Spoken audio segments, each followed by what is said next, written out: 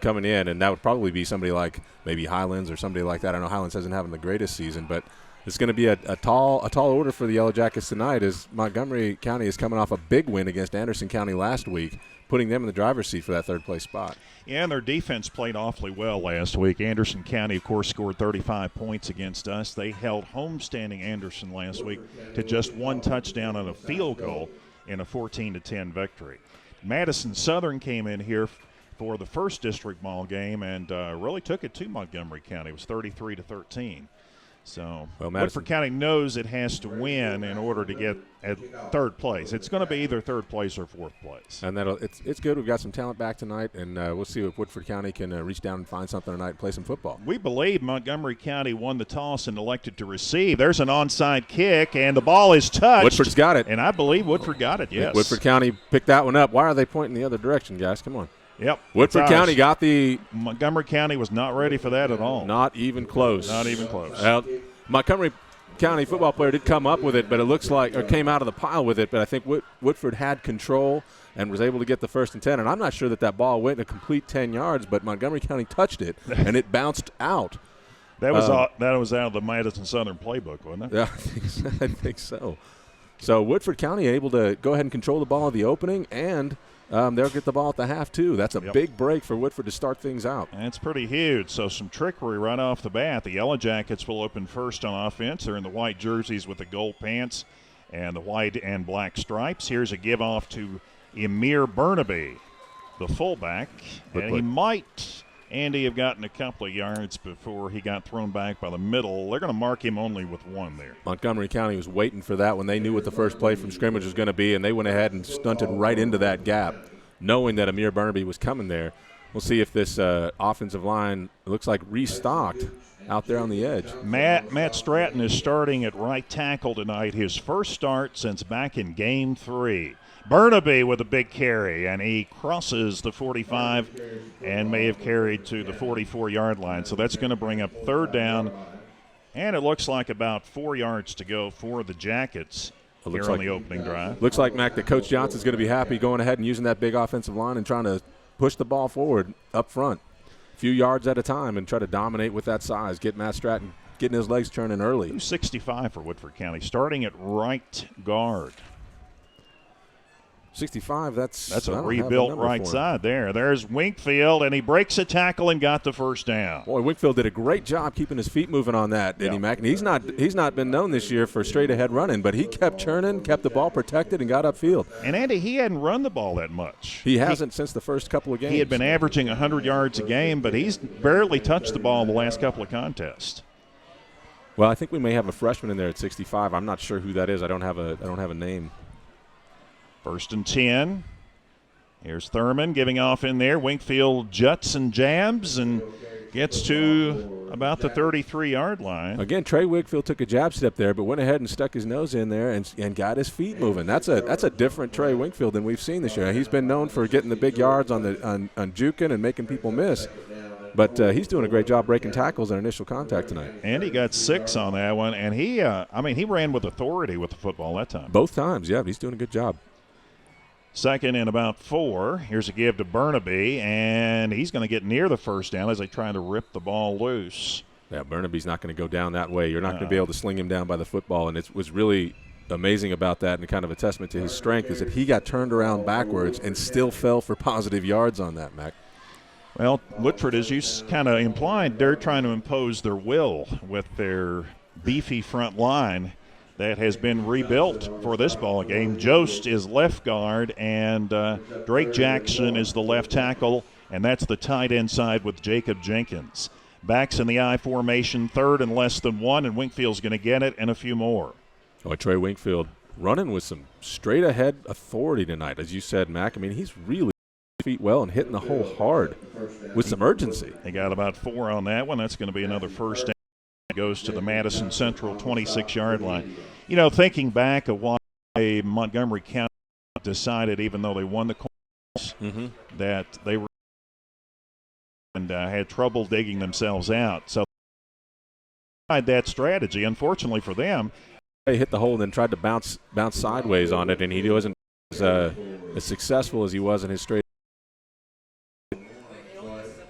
I'll tell you, we're going to see an adjustment. To see these adjustments out of defenses at Woodford County for the past 2 years. Montgomery, so you can. Second and about 11. And that was it Wingfield? No, that's Burnaby, the fullback. Burnaby getting up there and doing his trademark straight ahead running style and letting people try to tackle him. I'll tell you what, I wouldn't want to be a linebacker meeting him in the hole full speed. Now, it's hard for one person to bring him down. Let's call it a gain of 4. It'll be 3rd and 7. Coming up, wide receiver is Graham Kane to the right side, and to the left is Dominic. Oh, there's Dominic Johnson with the carry. Nowhere to go. Hemmed in and brought down at the 25-yard line. Instead of continuing on, he decided he was going to reverse his field, and there was nothing but red shirts when he planted that foot. He may have missed his gap on that. As he kind of took off, and there was a push up front from Woodford County's line, but he ran past it instead of going ahead and punching it in there. It was almost like he went, oh, there it was, and came back, tried to come back and find it. By that point, Montgomery County had done a good job with pursuit and closing the hole. Woodford County here, it would be about a 41-yard field goal, so Maxton Lippert has only tried one field goal this year. They go with the power backfield. 4th down, fake by Thurman. He's there. He's rolling right. Hit as he throws over the head of his intended receiver. That was Jonathan Colley, the tight end, down at the 10-yard line. And Woodford will give up the ball on downs after a pretty good-looking opening drive after an onside kick was recovered by the Jackets. The opening game onside kick. Well, that's frustrating for Woodford County to go ahead and get some yards the hard on downs like that. But Jonathan Colley broke open early on that match earlier. Maybe he was just rushed a little bit too much, but forced him to throw almost like what would have amounted to a punt if he'd thrown a pick on that one. All right, it'll be 1st and 10 from the 25, and here's the give to their money back. This is Alex Harvey. And I tell you, passing and pretty obvious guys that get all the work. Harvey was dropped. Needs less than 100 yards for the season, and nobody else is even anywhere close when they want to run the football, and practically nothing else. Walker will run with it, and this is tries to get to the sideline. Throw. Walker took that left, and it looked like he was got Parsley into a spot. Pulled to the side. He hit the white. Serious strength throwing with his body. Throwing back downfield as he ran to the sidelines to get the ball downfield. Always did he get down the ball 35 yards downfield, 25 yards downfield? 31. That was a heck of a throw for a high school quarterback, looking downfield, keeping his eyes down, but also a well-executed fake that sucked in the entire left side of the Woodford County defensive line. That was 36 yards on the reception at the Woodford County 41. This is Harvey, and he just ran right through Jost's tackle there. Jost had him around the ankles, around the knees, and Harvey, who is a big dude, ran right through him. Well, we'll see how Seth responds to that, because he's not used to being run through. He had him for a perfect form tackle there, brought his hips and got run through. We'll see what the big guy, how he responds there. Gain of 8. It'll be 2nd down and 2 for the Indians after stopping Woodford County on the opening series. Parsley wide to the right side. And it'll be Dalton Stevens wide to the left. Walker is now a man in motion. This is Harvey trying to get to the outside. He's to the 30, the 25. He's to the 20, to the 15, and down to the 10-yard line. Alex Harvey, who scored both touchdowns in the win over Anderson County last week. Woodford County is getting a little bit of a taste of their own medicine up front right now. That defensive line is getting manhandled on the inside. Now they're without a lot of their size, and and we see Drake Jackson coming in, and we see Seth Jost leaving the field. But I think that without Stratton in there, they're really missing somebody in the middle of that defensive line. They got a red stripe as the goal line, and it looks like the end zone is about 20 yards long. Mm-hmm. When you can't see the can't see the stripe very well. It looks like the end zone is 4 yards away instead of 9 yards away. Here's a give off in there to Harvey. Bust a couple of tackles, and they ride him down to the 1. Alex Harvey is going to get a 1st and goal for the Indians down at the Woodford County 1-yard line. That's some missed tackles up there at front line. A big back like this, you can't let him get those 3 steps after he makes initial contact. So it'll be 1st and goal. Second and goal. All right, check that. It's 2nd and goal. Their first down carry was that one. I thought it was at the 9. Oh, it is. It's 2nd and goal. 2nd and goal. It's that red line still messing with him. And that's Harvey, and he doesn't meet much resistance as he goes in for the touchdown. Well, Montgomery County was able to do it there. So Harvey goes in for his 11th rushing touchdown of the season. And of course, it looks like he may be on his way to 1,000 yards here tonight, the way he looked on that particular series. So with 4:38 to go in the first quarter, Montgomery County scores first and will try to add the extra point with Spencer Holder.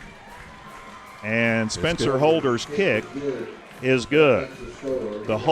I guess you'd say the guy that holds for him is the holder for Holder. There you go. Is that right? That was too easy, man. Come on. It was, wasn't it? That was pretty cheap. 7-0 in favor of Montgomery County with 4:38 to go in the first quarter. We'll be back here on WoodfordSports.com.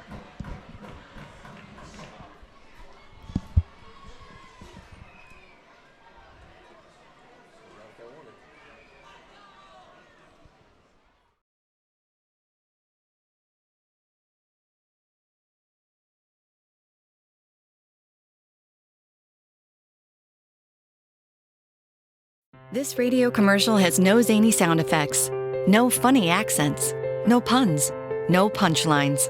It's as simple as McDonald's new artisan grilled chicken breast filet. No preservatives, no added colors, no artificial flavors. No kidding. The new artisan grilled chicken from McDonald's. 100% tender, juicy chicken breast filet. Try it today, because tasting is lovin' at participating McDonald's.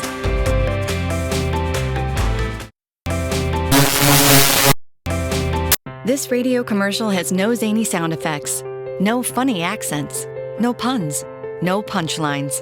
It's as simple as McDonald's new artisan grilled chicken breast filet. No preservatives, no added colors. I'm Louis Gaver with Sutherland Chevrolet. Montgomery County will suffer the penalty of only kicking dealer in the ball state out to of be awarded the bounds on prestigious kickoff. GM Mark of Excellence Award. And we're easy to get to, just 6 miles past the Fayette Mall. No hassle, The just the Jackets, Sutherland Andy advantage. Woodford in a For familiar price, position service, in the first and quarter. selection, Down nobody by beats a Sutherland deal. Down by 7.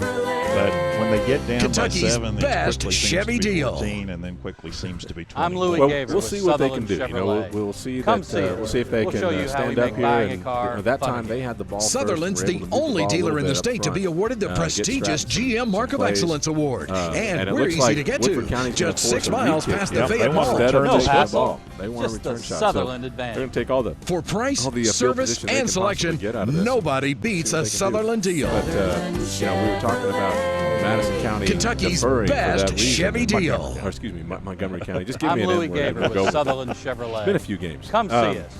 We'll show you how we make And buying a they car kind of got what fun they again. want there. Sutherland's what they the wanted there, only but I dealer thought in the a little state like to they be scored a awarded the little earlier. prestigious GM Mark of Excellence Holder's Award. kickoff. He And we're nubs it easy to down the get middle of to, the field, just 6 taken miles at the past the Fayette Mall. 22-yard No line hassle, by Winkfield, just the Sutherland and it's not going to be much different For field price, position than they service, would have gotten. and selection, In fact, maybe only nobody a couple of beats a yards. Sutherland. Yeah, Trey Wingfield was a little bit tentative coming up in there. I'm not sure if that ball was supposed to go, if they had intended for it to go to right there. I don't know if that was supposed to go to Wingfield or not, but maybe it was. And as he picked it up, I thought a bit tentative picking his way, and that's do that on a kickoff and pick your spot. But The net advantage by taking the penalty is 1 yard. 1st and 10 for Trey Thurman and the Woodford County Yellow Jackets. They pounding away a couple of yards. 38. It'll be 2nd down and 8 coming up. Burnaby has 2 or 3 games. They have spread things out a little bit. Of course, we've had to throw a lot more. Thurman right back in, and he's going to be short of a first down. He's going to be short, but that was a move to make 2 men miss inside there, and did a great job. Sidestep. Get some distance, trying to loosen Montgomery County a little bit, and those 6 guys out of the box a touch. So Wingfield is the top receiver by far. Is now split out as a tight side to the near Graham Kane. Under center is the left side. That's Wilson and Jost. And they're finding out he was stacked to that hole, and the Woodford County offensive line was able to seal them off, and get Burnaby's space there. That was a really great blocking effort by Woodford County on the left side there. A real testament to what Drake can do. He had 3 guys in his gap, and he took them all sideways. Again, if you weren't with us earlier, Matt Stratton has the start. He has not started since Game 3 because of a knee injury. He's in there tonight. He was a captain, and he is starting. Here's Dominic Johnson. I thought somebody got him by the helmet, by the face mask there, but apparently no one saw it but me. Once again, Drake Jackson did a good job on the edge, but I'd like to see him get his head back upfield to start blocking. He took his man out to the ground, and it was still on, and then had to chase the play a little bit, but did a great job on the edge, freeing up running back for Woodford County on the outside left there. And giving Woodford County second and short, not something they've had tonight, or second and reasonable. Second about 5 maybe. From the Montgomery County 47. Look how tight Montgomery County is to the line of scrimmage. Here's a pitch going to the short side. This is Wingfield. And he started the cutback and couldn't go anywhere. They're going to mark him for about a yard. And that's going to bring up 3rd down. It looked like Woodford was putting some more blockers in the backfield to try and get that. And then they're letting Montgomery bunch things up and hoping that they can get a push up front and get the yards wide and trying to beat them out wide. Maybe Coach has seen something maybe they're seeing something up above us in the crow's nest up there that we're not. Woodford, as we said, and if it contains any hope of finishing or the call, and he is behind the line. And the missed assignment or Montgomery County, because it was a corner who was blitzing off the edge, but he was right there where Johnson wanted to be. Woodford 5 is going to go. They threw an incomplete down that was on 4th down, and they power by backfield. It surprised me a little. I thought, but we'll see.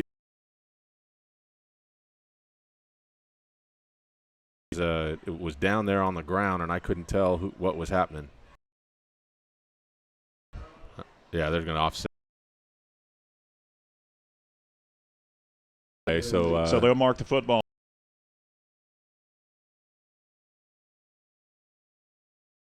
That offensive line really got up side, and again, Montgomery County is. We're going to do what we want to do. We're going.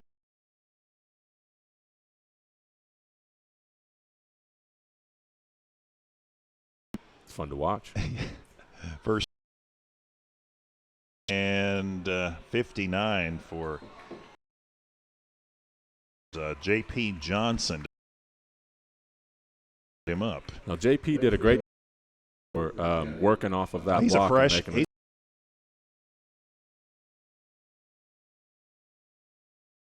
Montgomery County. When we start the second quarter, this nothing. We'll be back here on.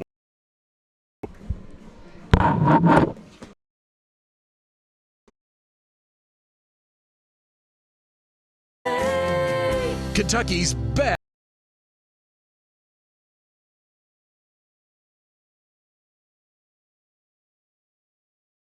Car, fun again. We're easy to get to. Just the Sutherland advantage. Nobody beats a Sutherland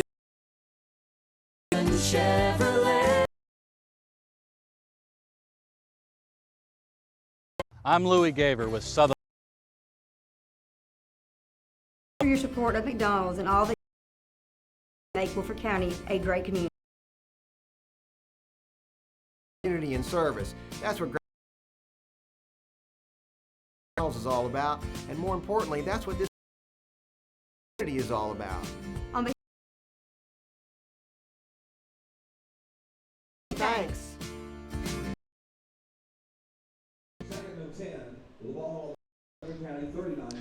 And we return. Lee and Sam Smith and Gloria McLean. Got a crew? All with you. Filling out the press. Montgomery County High School, which is, I think now, the best place that we period.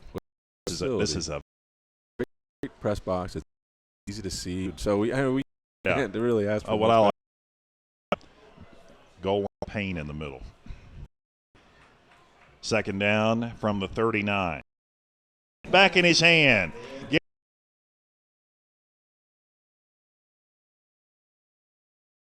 And I thought he was going to come down with that. I thought he was going to come down with that football. Credit. He was back there and got the score. That was put in there pretty well by Thurman. Johnson to the right on 3rd and 10. And he's going to go down at the 19 corner for him, and going to get 20 yards in a first. And again, Montgomery County is slanting everything inside. By the coach's son, Mason Gooch, and also by Alexander Stepanchuk. Now he was met by now. You have to keep in mind that Amir Burnaby is 5'6", if he's lucky, but he weighs 200 pounds. Now, he was met by 2 Montgomery County Indians there, and he still fell forward for 2 yards. I mean, he was met at the line of scrimmage and still got 2 yards. Now, Trey Thurman did his job and got in there and made sure he did fall forward. But, man, that's some power. Gooch met him at the line of scrimmage. Dan Gooch, the coach of Montgomery County, his son. Low snap, whistles blow. We might have a procedure penalty the way they're blowing it dead here. And that'll be, I believe that's first penalty of Woodford County. That their second? Technically the second if you count the offsets. Yeah. Personally, I don't count if they offset, that adds up to be 0 anyway. Yeah. Well, that's the first one. And honestly, that's the first one except for the kick against either team. Well, we had, yes, I was thinking their personal foul, but we had a personal foul. Right, they had offset, and then they kicked out of bounds, and that's the tail of that's the first one that's been a clean against another team there. That's right. Johnson goes wide to the right, and is given quite a bit of distance out there. Shotgun formation for Thurman. Malik Richards to the left. He's looking down the middle of the field, and boy, did he overthrow Jonathan Conley. Well, Jonathan wasn't looking for the football. I don't think he expected to get the ball right there. And that was his spot right as he crosses the middle of the field. But Jonathan wasn't looking for the football. If he ran a bad route, or if he just didn't know he was supposed to get the ball, but that pass was in the hands of Thurman and out very quickly. Yeah. And as you said, it did not look like he was ready for it. I don't think he could have caught it anyway. I think it was a little too high for him. But he didn't have a chance because he didn't look. So it'll be 3rd and about 14 yards to go. Woodford penalized on this drive. Thurman, short pocket, throws, and reaching up there but not being able to grab it was Johnson. That was Johnson. Well, that play right there, I mean, Thurman kind of locked onto his man the entire time, but it wasn't quite a catchable ball. It was almost a catchable ball. I think that it was thrown pretty hard. It was thrown pretty hard. If he had brought that down just a little bit, I think that Johnson makes that catch. And Johnson got both hands up there, but it looked like it just powered its way through his hands. And when you're coming across, I can tell you, you're a receiver and you're coming across the middle into a safety's face, and you're supposed to be focusing on a football. That's not an easy catch to make. Yeah. Well, we've got another fourth down here. Woodford completed the last one, but now it's 4th and 14. Thurman throwing to the end zone. Their Indians back. Oh, my goodness, he dropped it. And the reason he dropped it was a Montgomery County Indian flashed across his field of vision. He thought it was Dominic Johnson dropped it, and it would have been around the goal line. I'm not sure if it was Parsley.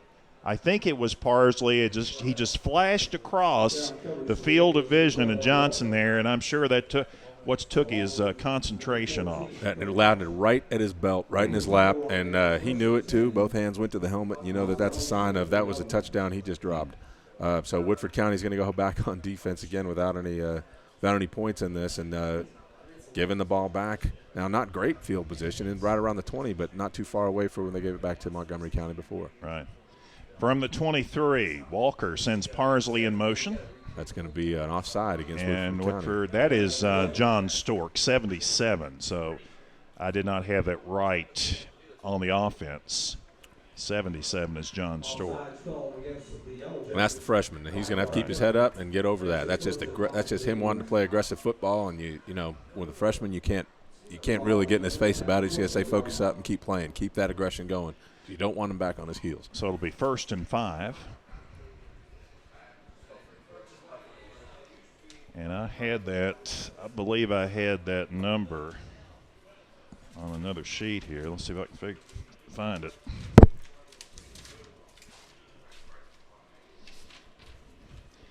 So it'll be 1st and 5 for Montgomery County. Entire playbook open on this one. Walker's going to throw it. Throw the ball. And he's looking, and he goes sacked. down. Well covered down the field was his intended receiver, Dalton Stevens. But he didn't have a chance to And he didn't have a chance, did he? No, he didn't have a chance to even see him. The coverage was okay downfield. It wasn't that they were completely covered up, but he didn't have a chance. The Woodford County defensive line just collapsed all around him. So Walker loses 7, and it will be 2nd down and 12. So the penalty that helped them get a 1st and 5, now they're 2nd and 12. So just like that penalty never happened. Well, you know where they're going to go here. They go right back to their bread and butter.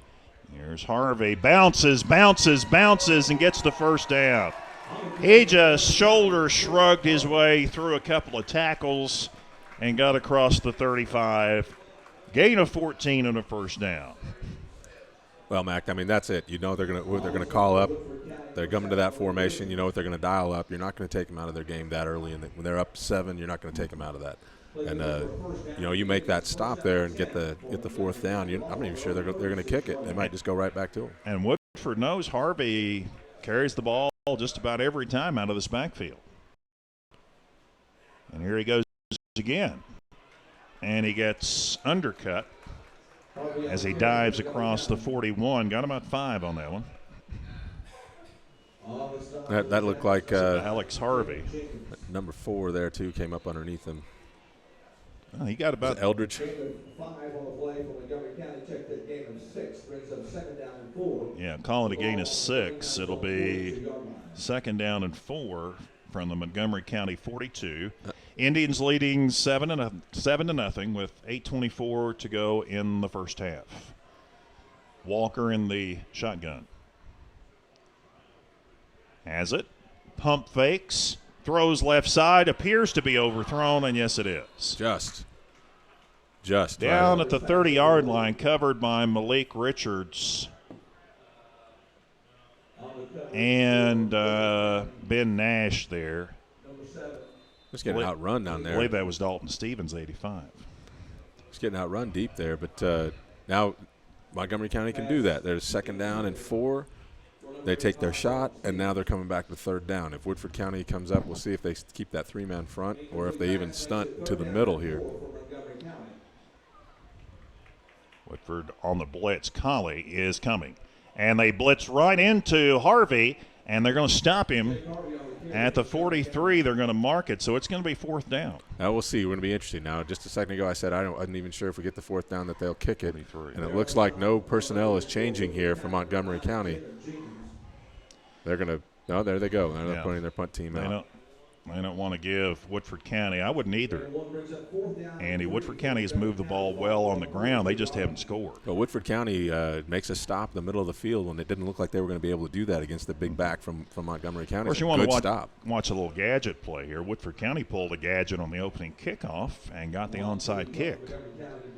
4th down to about 3, and they're going to throw it. Here he goes, and he's going to get a first down. Yep, cuts it back the other way. 50. They did pull a rabbit out of a hat there, and got to the 44-yard line. But you called it. Looked like they had him bottled up in the backfield there, but could not finish the play.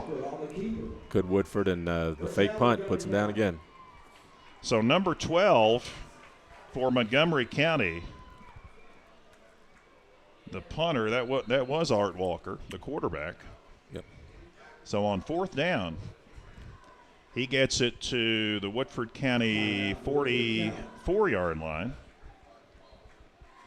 And I was all ready for it there. I called it. You did, Mac. And I'll tell you, man, it was interesting. It was a good time to call it because you could see that the Woodford County line there, where they were all up, they were all back over their heels, and they weren't coming real hard. But we did have 2 Yellow Jackets surrounding the kicker before even before the line of scrimmage there. We had him, and he was able to cut back and get the yards he needed to get the first down. That's frustrating, and it's got to be frustrating for the Woodford County defense too. We had him back there, and it would have been first down about the Montgomery County 40. But right now, Woodford County watches Montgomery County go into its territory. And after the timeout, we've still got 7:10 to go in this first quarter. First half, that is. We're in the second quarter, and Montgomery County leads it by a score of 7-0. Woodford County's opening drive ended up deep in Montgomery County territory, Andy, but Woodford came up on a 4th down and threw an incompleted pass to end that drive.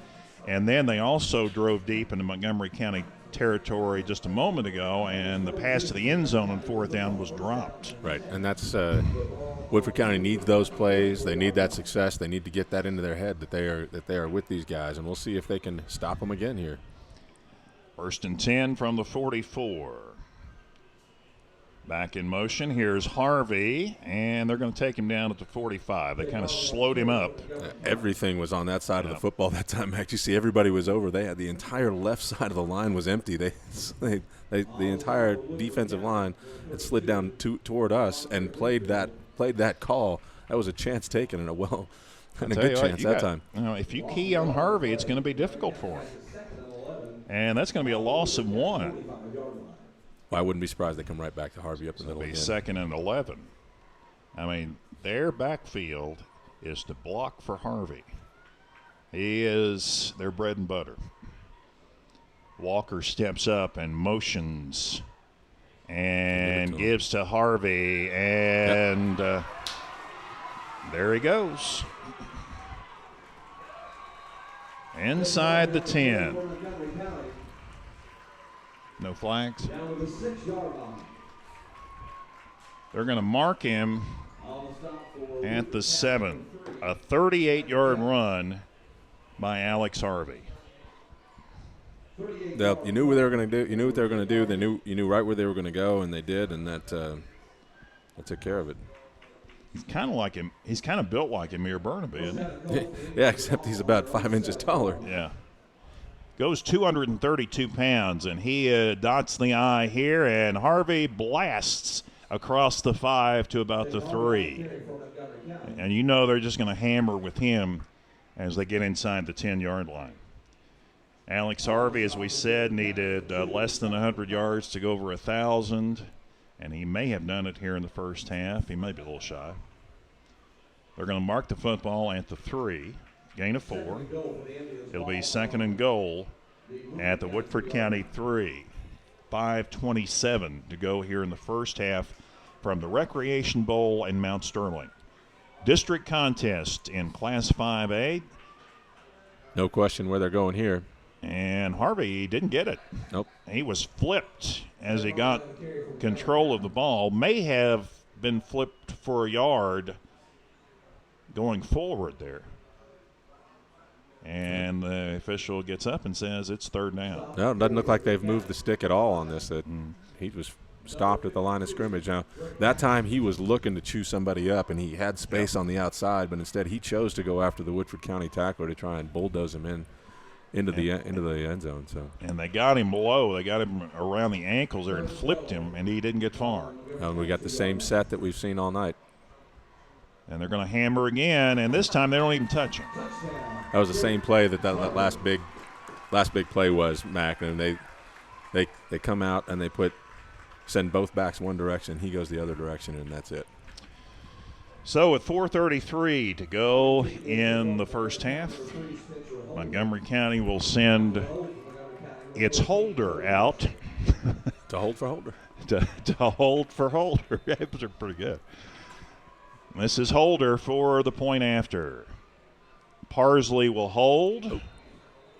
And the kick is good. So Holder adds the 14th point, and with 4:33 to go in the first half, it is Montgomery County 14, Woodford County nothing.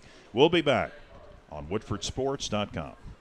Hey, Amy, do you have... Not now. I'm taking a sipcation. A sipcation? Yeah, not a vacation, not a staycation, but a sipcation. Get a McDonald's flavored tea, take a sip, and that perfect sweetness takes you straight to paradise. We should take more sipcations. And nailcations. And spacations. Put it all on the calendar. McDonald's flavored sweet teas take you to paradise. Enjoy a wonderfully refreshing peach or strawberry flavored tea for a hint of sweet fruit flavor. And participate in McDonald's. Are you looking for a dependable source for all your printing and promotional needs? Then shop locally and let Versailles Printing help you where no job is too big or too small. Everything from business cards to letterhead are done in a swift, professional manner. Versailles Printing can also help you advertise an event with yard signs, banners, and magnetic signs. They even do pins, mugs, t-shirts, jackets, and automobiles. That's Versailles Printing, 422 Lexington Road, or call 859-873-5497. Versailles Printing, your only local full-service printer. All right, we return. Montgomery County will kick off leading 14-0 with 4:33 to go in the first half. Holder puts it on the ground, and it bounces right up at the 21-yard line to Wingfield, and he'll take it out of bounds across the 35. It looks like Montgomery County is going by that philosophy. You know, there are some statistics out there about high school kick returns. They said the average return comes back to the 35 or 40-yard line. So why not kick the ball on the ground and not give a chance for injuries and not give a chance for a big run back? Because a lot of times those kickers are out kicking their coverage because you don't have that 4.6 speed across the front like you have the luxury of getting in college and in the pros. So the philosophy is we'll kick it onto the ground, we'll kick it to the 20-yard line on the ground, make it bounce around. You have more chance of a fumble, and the ball's going to come back to the 35 anyway. Right. Sounds like pretty sound, a pretty sound theory there. Wingfield has nowhere to go. He almost shed those blockers, though. He didn't do too bad, but he ran out of real estate pretty quickly there, and the real estate was eaten up by Montgomery County Indians. He'll end up losing 4. They'll mark him at the 30, and it'll be second down and 14. And Woodford is quickly to the line of scrimmage and ready to go. Wide receivers both directions. Tight end is on the right side. Here's a play-action pass. It's across the middle, and there it is to Malik Richards, and he almost broke that tackle. Boy, Malik Richards did a great job making the catch and then going ahead and looking upfield. A lot of times in high school, backs catch the ball before the ball gets there, and they end up dropping that pass. He did a great job making that catch and getting upfield quickly, and then went ahead and took his would-be tackler down about 7 more yards. Dylan Akers was the man who made the stop, and Richards almost tore himself away on that one. That was a 37-yard pass play from Trey Thurman for a first down. Malik, one of the exciting things about this year is that he's only a junior. Here's a counter in there, and here's Wingfield spinning and getting 7-8 yards on that one. Little counter play from left to right. He's going to take it to the 26-yard line. So we'll give him 7. It'll be second down and 3. And again, Woodford County moving the football on the ground. But I tell you, they've come up against 3rd and 4th down, and they haven't done too well. Woodford has been, I think, about an 85% inside the red zone of scoring this year. But tonight they're having their problems. I believe they're 0 for 2 there. Did they break that 20-yard line coming in? I think they got just short. Just short of it. Thurman back to pass, throwing. There's contact back there. Richards doesn't care. Did he score? He should have scored. He carried the ball. Score! Touchdown. There was contact in the right at the what. pylon there, and probably should have been a penalty flag thrown. He caught it anyway. Touchdown. Boy, Malik Richards did a great job with some strength there, going ahead and saying it's my football, and they took it from him. And that's what you've got to do in there. Malik used his body to screen the defender, got his both hands on the football, and then carried it into the end zone. He caught that ball on about the 1.5, well, maybe the 2-yard line. That's a man who was not going to accept anything but a catch there. He was going to make that catch. That's what you need. That's confidence building right here. And Woodford County doing a little shift here, Mac. Yeah, we don't want to go for 2 here.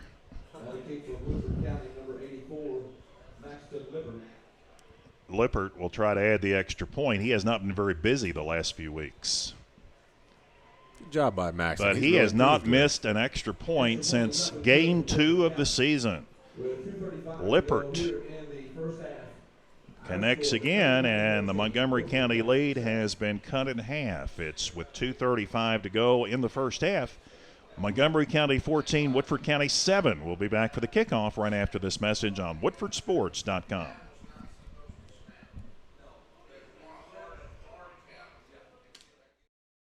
We'd like to introduce the all-new McDonald's McChicken Sandwich, but we can't.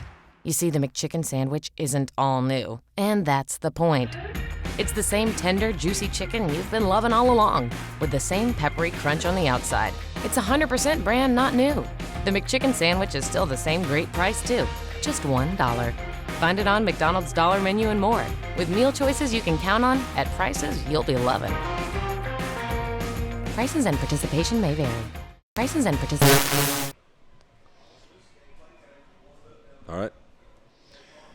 All right, we return. Woodford County has finally gotten on the scoreboard on a 27-yard touchdown pass from Trey Thurman to Malik Richards. And Maxton Lippert will kick off. Montgomery County, Woodford County, they're going to onside kick this one too. Yep. And Montgomery County covers that at the 50. I don't know. Boy, that was would you have tried that? Well, again, I don't know a full onside. I mean, you're back to within 7 now. Right, and now you're just handing Montgomery County the ball back with that with their big back. Now, I will say that on that play, Montgomery County's back, somebody had obviously been assigned to block him because he was on his back, flat on his back, and got a little depleted there, and I don't think he's used to that, so we'll see how he responds. 4 receivers in the formation, and Gooch is in motion. Walker throwing, and intercepted. It is intercepted. Malik Richards, who just caught the touchdown pass, has the interception at the Woodford County 46-yard line. I'll tell you what, man, you want to talk about an amazing 3-play set from Malik Richards. He touched the ball all 3 times. He hit the ball catching over the middle. He catches the touchdown pass, and now he catches interception on a deflection. That's a pretty good evening. That's in 3 plays he did it. It's a pretty good evening there. Boy, the junior coming up big.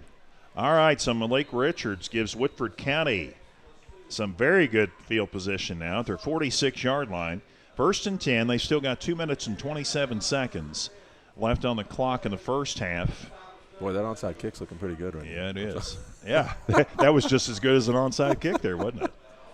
We tried the onside kick. It failed, but on the next play, we got the interception. Boy, Malik Richards is really coming up big here. Coach met him coming off the sideline and about the numbers. He is pumped tonight. Richards is now the slot man to the right side. Thurman drops, sets, and throws, and it's going to be too long. And, boy, they want to fill up Richards right now. He's hot. Absolutely. Overthrew him there. I'll tell you what, who's doing some work on the backside there was Amir Burnaby on the block. He really took his man inside, did what he was supposed to do. He took that defensive end and just rode him right inside and gave Thurman enough time to set up and throw that Trace ball. had pretty good protection throwing the ball. But he's gotten rid of the ball pretty quickly tonight. Right. He's doing a good job of knowing where his receivers are supposed to be and throwing them open a little bit. The ball on their own 46-yard line. We're trying to throw them open as he's going. And 3 receivers to the right. Jacob Jenkins splits out as the tight end. There's a quick out, and it's going to Dominic Johnson. Can he turn the corner? He did. How far was he in bounds? To the 48-yard line, it looks like. We might have a hold or a target out I there. think I just saw holding. Yeah. Was that considered a run or a pass? That was a pass, but he threw the ball. But we might have a hold there on the edge. Yeah, that's coming back. It was thrown at the 49, so this will take it back to the 39. So give Johnson a 3-yard catch, and then we'll mark the penalty back to the 40, looks like. Well, that's too bad that he gets the 3 on that because he turned that up. That would have been a 2nd and 2. We'll give him 4. And then the 10-yard penalty. So 2nd down and about 16 yards to go for the Jackets. An untimely penalty there. As the Jackets on the attack with 2:02 to go in the first half, trailing 14-7. Burnaby in the backfield. There's the snap. Thurman throws across the middle. He got his man Jacob Jenkins at the 47-yard line, his tight end, who caught that one low and did a nice job of rolling over and protecting the football there. Jacob Jenkins did exactly what he was supposed to do on that play. Catch the ball, possess the ball, and get to the ground. And give them a 3rd and short or a 3rd and manageable instead of a 3rd down and 14. That was a good job by Jacob and a good throw.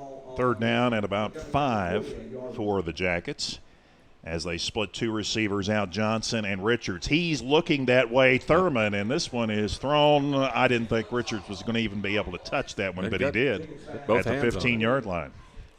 He was splitting 2 defensive backs on that one to try to get his hands on the football, and he did. He did touch the ball. Yeah, he did get his hands on it. He laid out. He's really selling out tonight, is Malik Richards, and you have a 3-play series like that, and that'll charge you. It'll give you everything you need.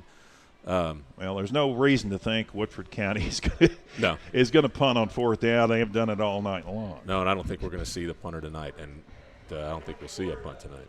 Looks like everybody's coming in the side. Trey's reading his line. Thurman under center, and we have got a timeout on the field, and the timeout is Montgomery County. I would imagine that Coach may have pulled out a tight end quick up on that, and I think Montgomery County may have seen it. They knew they had an all-out blitz, but a stand-up and pop real quick would have been devastating to that defensive set. So maybe a wise timeout by the Indians. The score, Montgomery County 14, Woodford County 7. We'll be back here on WoodfordSports.com. My team is made up of guards and forwards. Offense and defense. All working together as a unit. One mission, one goal. But no matter how high we're ranked, no matter what the results, there's one team we'll never beat. The sports medicine team at UK Healthcare. The top sports medicine physicians, surgeons, and athletic trainers you'll find anywhere, you'll find here. When it comes to orthopedic care, I wouldn't send my team anywhere else. Hello, this is Joe Gravis with McDonald's Over Sales. And to have a winning team, you gotta have teamwork. To have teamwork, you need a healthy body, and that starts with great nutrition. McDonald's is proud to offer a whole lot of healthy options on our menu, many of which are under 400 calories. Gravis McDonald's is also a proud sponsor of Woodford County Sports. Thanks a lot. We look forward to seeing you in the restaurant. And go Jackets!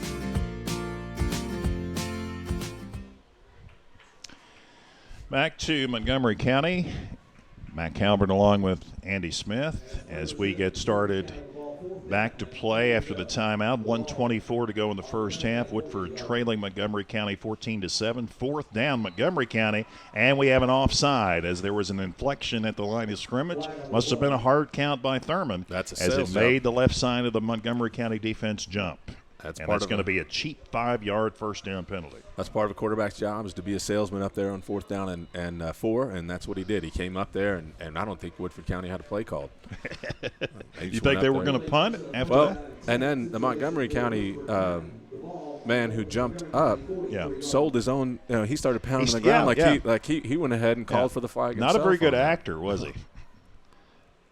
He knew he had jumped offside, and he acted like it. On the bad snap. Thurman is going to fall on it way back at the 41-yard line. Yep. Coach has got the frustration pace going right now. He was back and forth, and it's just call timeout. We got to get a timeout. And My goodness, that's frustrating for. That's a Woodford County. 16-yard loss. So with 1:14 to go in the first half, Woodford County takes the timeout, trailing 14-7. We'll be back on WoodfordSports.com. Make buying a car fun again. Sutherland's the only dealer in the state to be awarded the prestigious GM Mark of Excellence Award. And we're easy to get to, just 6 miles past the Fayette Mall. No hassle, just the Sutherland advantage. For price, service, and selection, nobody beats a Sutherland deal. Sutherland Chevrolet. Kentucky's best Chevy deal. I'm Louis. Hello, this is Joe Gravis with McDonald's of Versailles, and we are so lucky to call Versailles, Midway, and Woodford County home. Thanks for your support of McDonald's and all that you do to make Woodford County a great community. Teamwork, family, community, and service. That's what Gravis McDonald's is all about, and more importantly, that's what this community is all about. On behalf of all of us at Gravis McDonald's, we just want to say thanks.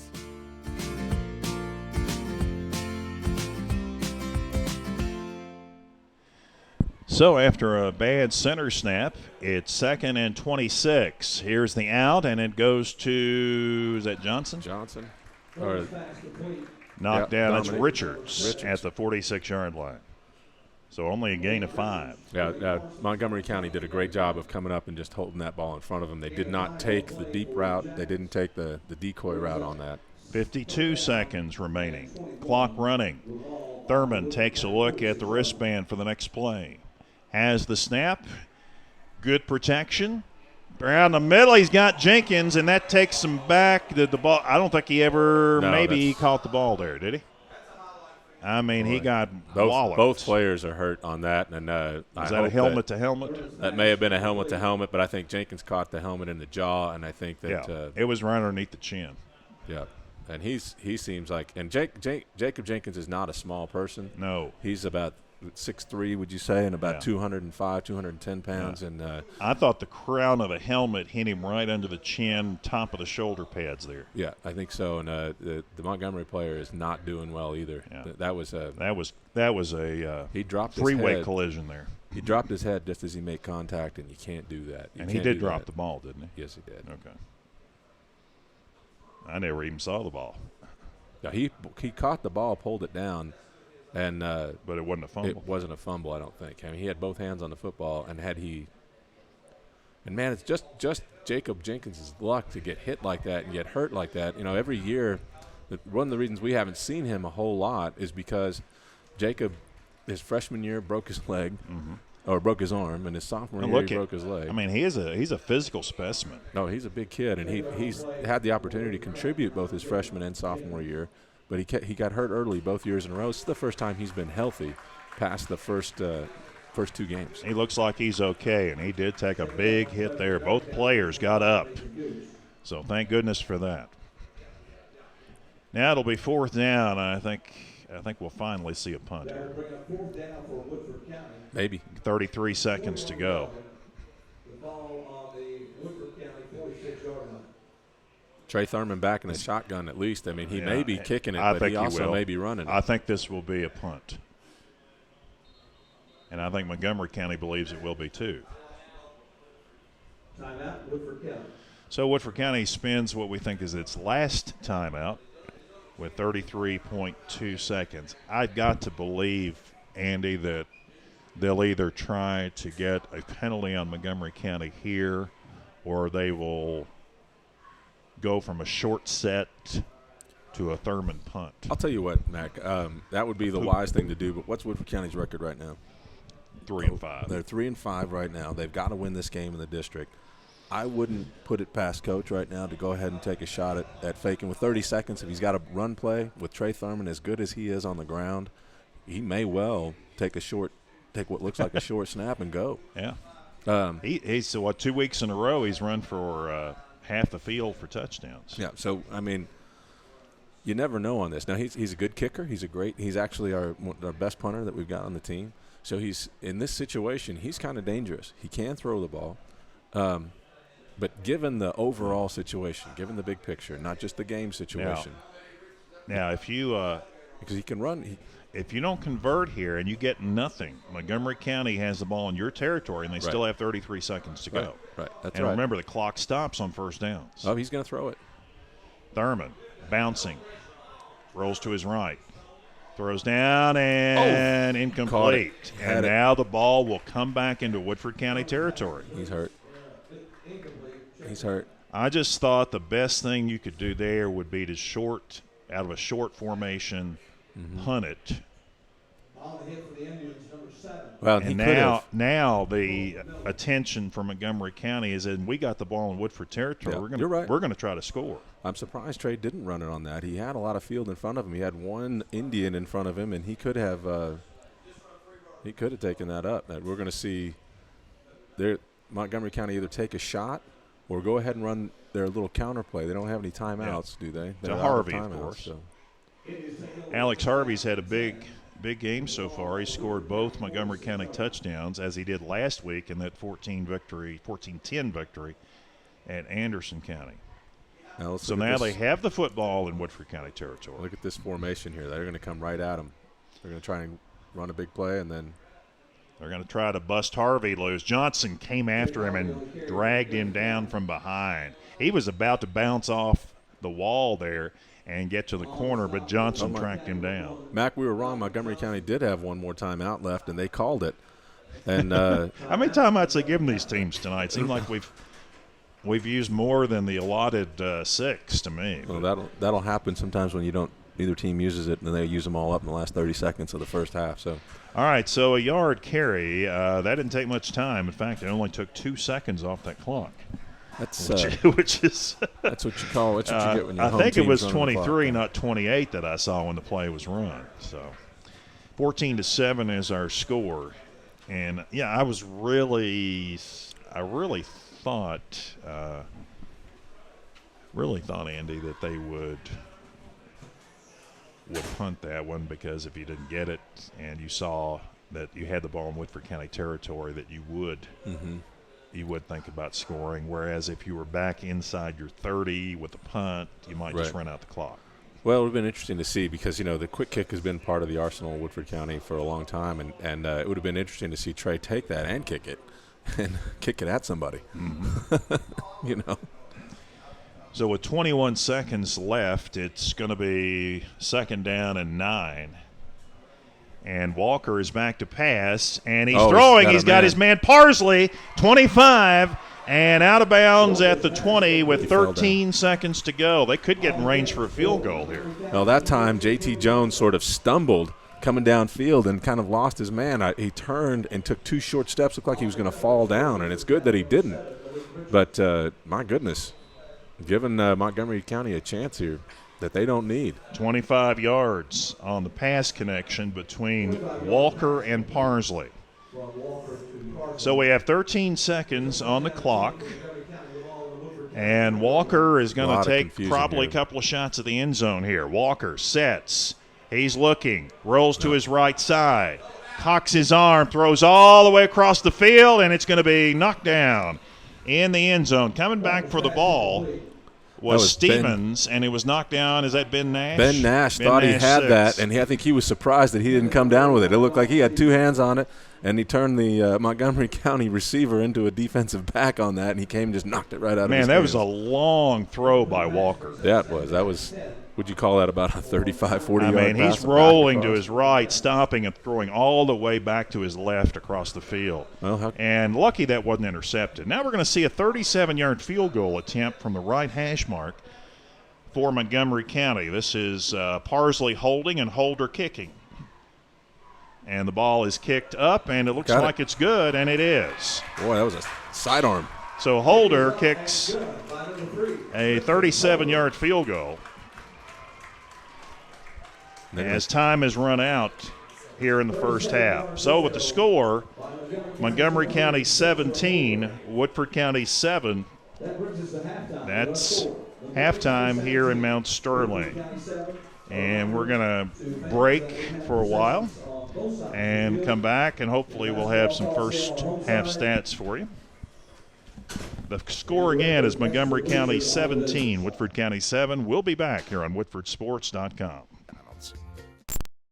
Hey, Amy, do you have... Not now, I'm taking a sipcation. A sipcation? Yeah, not a vacation, not a staycation, but a sipcation. Get a McDonald's flavored tea, take a sip, and that perfect sweetness takes you straight to paradise. We should take more sipcations. And nailcations. And spacations. Put it all on the calendar.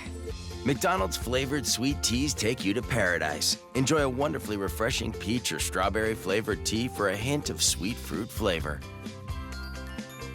At participating McDonald's.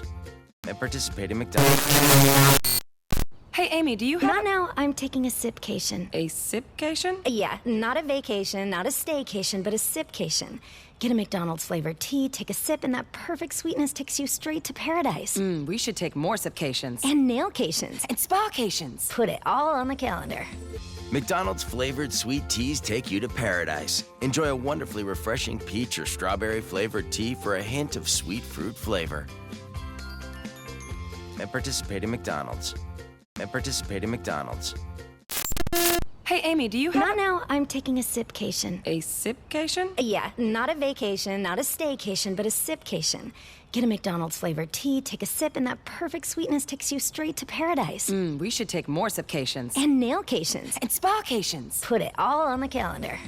McDonald's flavored sweet teas take you to paradise. Enjoy a wonderfully refreshing peach or strawberry flavored tea for a hint of sweet fruit flavor. At participating McDonald's. Hey, Amy, do you have... Not now, I'm taking a sipcation. A sipcation? Yeah, not a vacation, not a staycation, but a sipcation. Get a McDonald's flavored tea, take a sip, and that perfect sweetness takes you straight to paradise. We should take more sipcations. And nailcations. And spacations. Put it all on the calendar. McDonald's flavored sweet teas take you to paradise. Enjoy a wonderfully This radio commercial has no zany sound effects, no funny accents, no puns, no punchlines. It's as simple as McDonald's new artisan grilled chicken breast filet. No preservatives, no added colors, no artificial flavors. No kidding. The new artisan grilled chicken from McDonald's. 100% tender, juicy chicken breast filet. Try it today, because tasting is lovin' at participating McDonald's.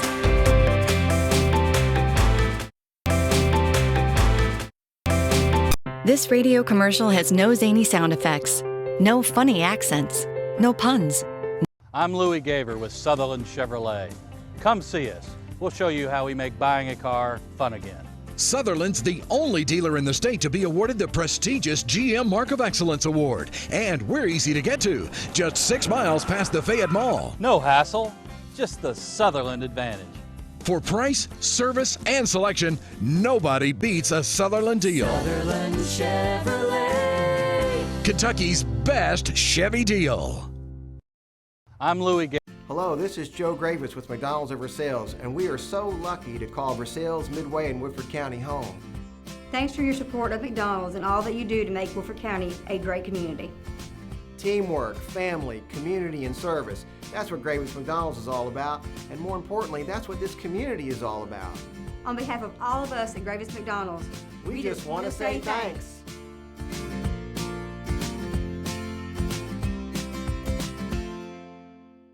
Hello, this is Joe Gravis with McDonald's of Versailles. Are you looking for a dependable source for all your printing and promotional needs? Then shop locally and let Versailles Printing help you where no job is too big or too small. Everything from business cards to letterhead are done in a swift, professional manner. Versailles Printing can also help you advertise an event with yard signs, banners, and magnetic signs. They even do pins, mugs, t-shirts, jackets, and automobiles. That's Versailles Printing, 422 Lexington Road, or call 859-873-5497. Versailles Printing, your only local full-service printer. We'd like to introduce the all-new McDonald's McChicken Sandwich, but we can't. You see, the McChicken Sandwich isn't all new, and that's the point. It's the same tender, juicy chicken you've been loving all along, with the same peppery crunch on the outside. It's 100% brand not new. The McChicken Sandwich is still the same great price, too, just $1. Find it on McDonald's Dollar Menu and more, with meal choices you can count on at prices you'll be loving. Prices and participation may vary. My team is made up of guards and forwards. Offense and defense. All working together as a unit. One mission, one goal. But no matter how high we're ranked, no matter what the results, There's one team we'll never beat. The sports medicine team at UK Healthcare. The top sports medicine physicians, surgeons, and athletic trainers you'll find anywhere, you'll find here. When it comes to orthopedic care, I wouldn't send my team anywhere else. My team is made up of guards and forwards. offense. Hello, this is Joe Gravis with McDonald's Over Sales. And to have a winning team, you gotta have teamwork. To have teamwork, you need a healthy body, and that starts with great nutrition. McDonald's is proud to offer a whole lot of healthy options on our menu, many of which are under 400 calories. Gravis McDonald's is also a proud sponsor of Woodford County Sports. Thanks a lot. We look forward to seeing you in the restaurant. And Go Jackets! This radio commercial has no zany sound effects, no funny accents, no puns, no punchlines. It's as simple as McDonald's new artisan grilled chicken breast filet. No preservatives, no added colors, no artificial flavors. No kidding. The new artisan grilled chicken from McDonald's. 100% tender, juicy chicken breast filet. Try it today, because tasting is lovin' at participating McDonald's.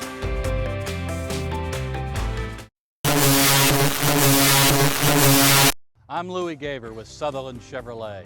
Come see us. We'll show you how we make buying a car fun again. Sutherland's the only dealer in the state to be awarded the prestigious GM Mark of Excellence Award. And we're easy to get to, just 6 miles past the Fayette Mall. No hassle, just the Sutherland advantage. For price, service, and selection, nobody beats a Sutherland deal. Sutherland Chevrolet. Kentucky's best Chevy deal. Hello, this is Joe Gravis with McDonald's Over Sales, and we are so lucky to call Versailles, Midway, and Woodford County home. Thanks for your support of McDonald's and all that you do to make Woodford County a great community. Teamwork, family, community, and service. That's what Gravis McDonald's is all about, and more importantly, that's what this community is all about. On behalf of all of us at Gravis McDonald's, we just want to say thanks.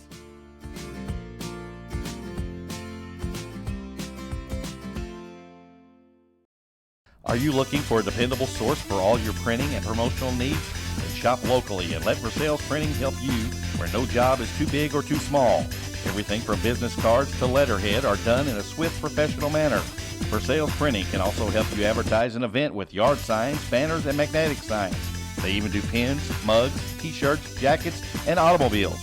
That's Versailles Printing, 422 Lexington Road, or call 859-873-5497. Versailles Printing, your only local full-service printer.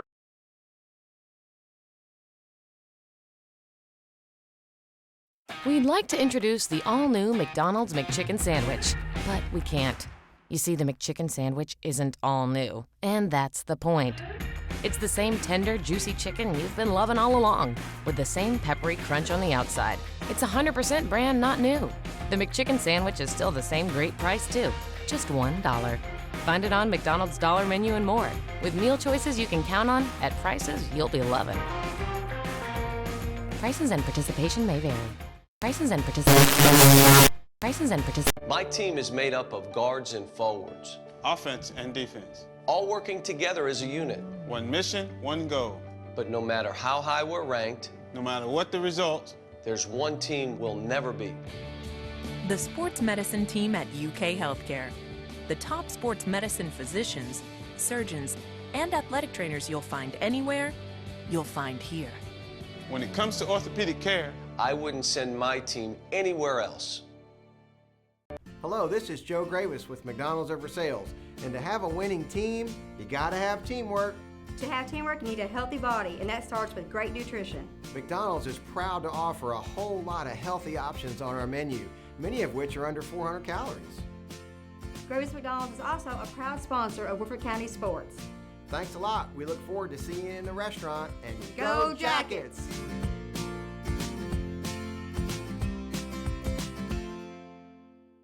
This radio commercial has no zany sound effects, no funny accents, no puns, no punchlines. It's as simple as McDonald's new artisan grilled chicken breast filet. No preservatives, no added colors, no artificial flavors. No kidding. The new artisan grilled chicken from McDonald's. 100% tender, juicy chicken breast filet. Try it today, because tasting is lovin' at participating McDonald's.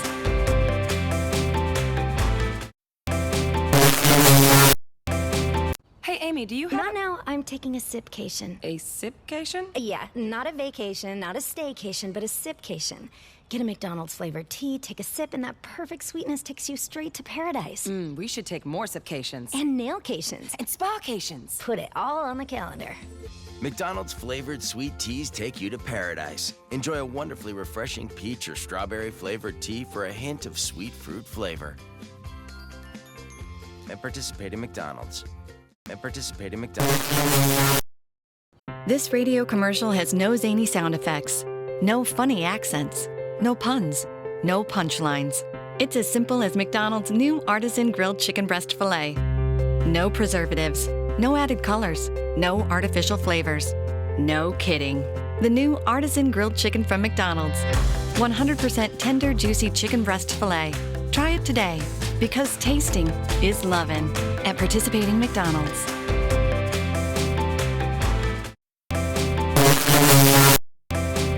I'm Louis Gaver with Sutherland Chevrolet. Come see us. We'll show you how we make buying a car fun again.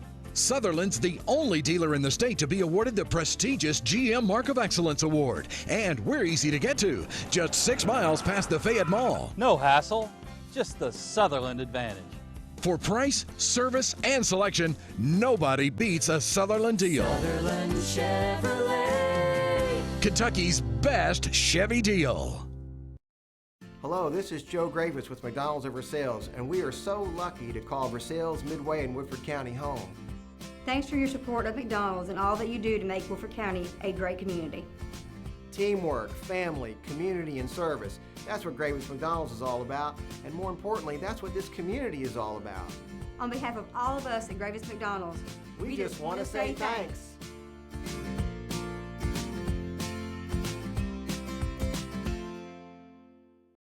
Are you looking for a dependable source for all your printing and promotional needs? Then shop locally and let Versailles Printing help you where no job is too big or too small. Everything from business cards to letterhead are done in a swift, professional manner. Versailles Printing can also help you advertise an event with yard signs, banners, and magnetic signs. They even do pins, mugs, t-shirts, jackets, and automobiles. That's Versailles Printing, 422 Lexington Road, or call 859-873-5497. Versailles Printing, your only local full-service printer.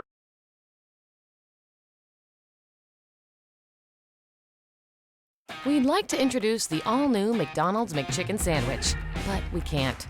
You see, the McChicken Sandwich isn't all new, and that's the point. It's the same tender, juicy chicken you've been loving all along, with the same peppery crunch on the outside. It's 100% brand not new. The McChicken Sandwich is still the same great price, too, just $1. Find it on McDonald's Dollar Menu and more, with meal choices you can count on at prices you'll be loving. Prices and participation may vary. Prices and participation. My team is made up of guards and forwards. Offense and defense. All working together as a unit. One mission, one goal. But no matter how high we're ranked, no matter what the results, there's one team we'll never beat. The sports medicine team at UK Healthcare. The top sports medicine physicians, surgeons, and athletic trainers you'll find anywhere, you'll find here. When it comes to orthopedic care, I wouldn't send my team anywhere else. Hello, this is Joe Gravis with McDonald's of Versailles, and to have a winning team, you gotta have teamwork. To have teamwork, you need a healthy body, and that starts with great nutrition. McDonald's is proud to offer a whole lot of healthy options on our menu, many of which are under 400 calories. Gravis McDonald's is also a proud sponsor of Woodford County Sports. Thanks a lot. We look forward to seeing you in the restaurant, and Go Jackets!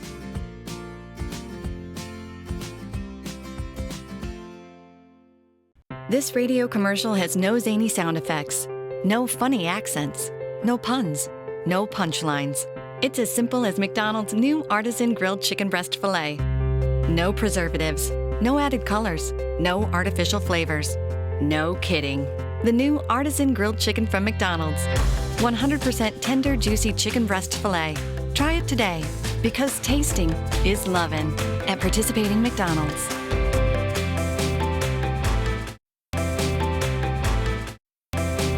Hey, Amy, me, do you have... Not now. I'm taking a sipcation. A sipcation? Yeah, not a vacation, not a staycation, but a sipcation. Get a McDonald's flavored tea, take a sip, and that perfect sweetness takes you straight to paradise. We should take more sipcations. And nailcations. And spacations. Put it all on the calendar. McDonald's flavored sweet teas take you to paradise. Enjoy a wonderfully refreshing peach or strawberry flavored tea for a hint of sweet fruit flavor. At participating McDonald's. At participating McDonald's. This radio commercial has no zany sound effects, no funny accents, no puns, no punchlines. It's as simple as McDonald's new artisan grilled chicken breast filet. No preservatives, no added colors, no artificial flavors. No kidding. The new artisan grilled chicken from McDonald's.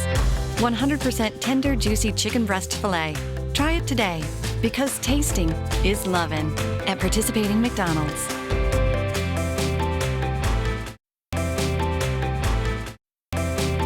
I'm Louis Gaver with Sutherland Chevrolet. Come see us.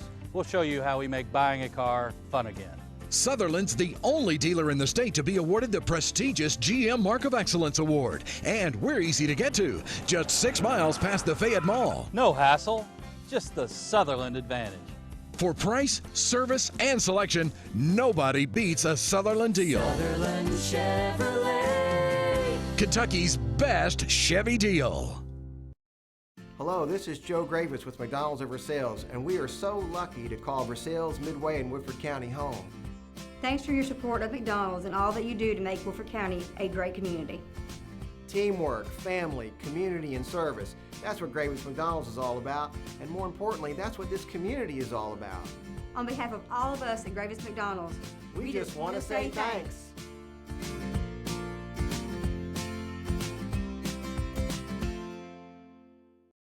Are you looking for a dependable source for all your printing and promotional needs? Then shop locally and let Versailles Printing help you where no job is too big or too small. Everything from business cards to letterhead are done in a swift, professional manner. Versailles Printing can also help you advertise an event with yard signs, banners, and magnetic signs. They even do pins, mugs, t-shirts, jackets, and automobiles. That's Versailles Printing, 422 Lexington Road, or call 859-873-5497. Versailles Printing, your only local full-service printer.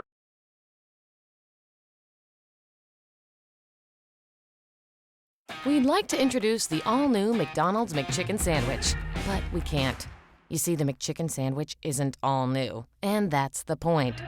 It's the same tender, juicy chicken you've been loving all along, with the same peppery crunch on the outside. It's 100% brand not new. The McChicken Sandwich is still the same great price, too, just $1.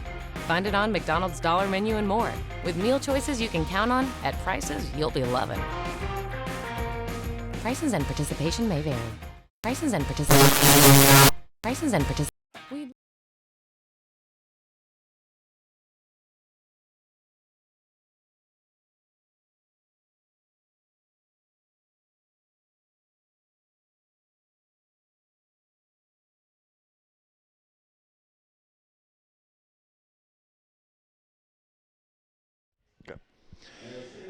All right, we're back for the second half kickoff. Montgomery County won the toss to begin the game, and they elected to receive, knowing Woodford County was prone to getting behind early, but Woodford's going to get the second half kickoff. Bounces off Winkfield at the 22 and breaks a tackle, and he's across to about the 35-yard line before he's brought down. Woodford County trailing by a score of 17-7. Montgomery County scoring on the very last play of the first half, a 37-yard field goal by their kicker Holder. And now Woodford County with the football, Andy, at the 35-yard line. That field goal before halftime now makes it a two-score game, and that's big. All right, Grand Cane wide to the left, 3 receivers to the right side, the open side of the field. Trey Thurman is the quarterback out of the shotgun. Another low snap, and he gathered it up and got as much as he could up the middle to about the 38-yard line. That snap has been a problem. Woodford County had an interception that they picked off Art Walker, Malik Richards picking it off, but the Jackets had a bad snap and lost 16 yards after that. Yeah, that's right, Mac. I mean, the mistake really cost them, and ultimately the bad snap cost them 3 points along with maybe a punt or something like that, but that bad snap gave Montgomery County that field position. Well, Thurman managed to get about 4 on that one, 2nd down and 6, and that was another low snap, wasn't it? Yeah, but it just throws off the timing, Mac, when that happens, when the quarterback has to pick it up off the ground and then lift his body up to hand it to the running back. You end up seeing you see that timing just get thrown off a little bit, causing the back half to hesitate, and the hole was closing really quickly. Montgomery County doing a great job using their speed. Well, that's not Ryan Mix either, is it? And it's Hamlin, who's now the center for Woodford County. Has he been there? Check night? that. No, it's Ryan Mix. Yeah, that's Mix. Ryan Mix. So it'll be 3rd and 10 for Woodford County after a 4-yard loss on the previous play. And there's a big cutback. It's not going to be a first down. Wingfield getting across the 40 to about the 42, and then a little extra. And I think Montgomery County is going to be flagged for I don't know. A personal foul here. They might throw this one at Wingfield.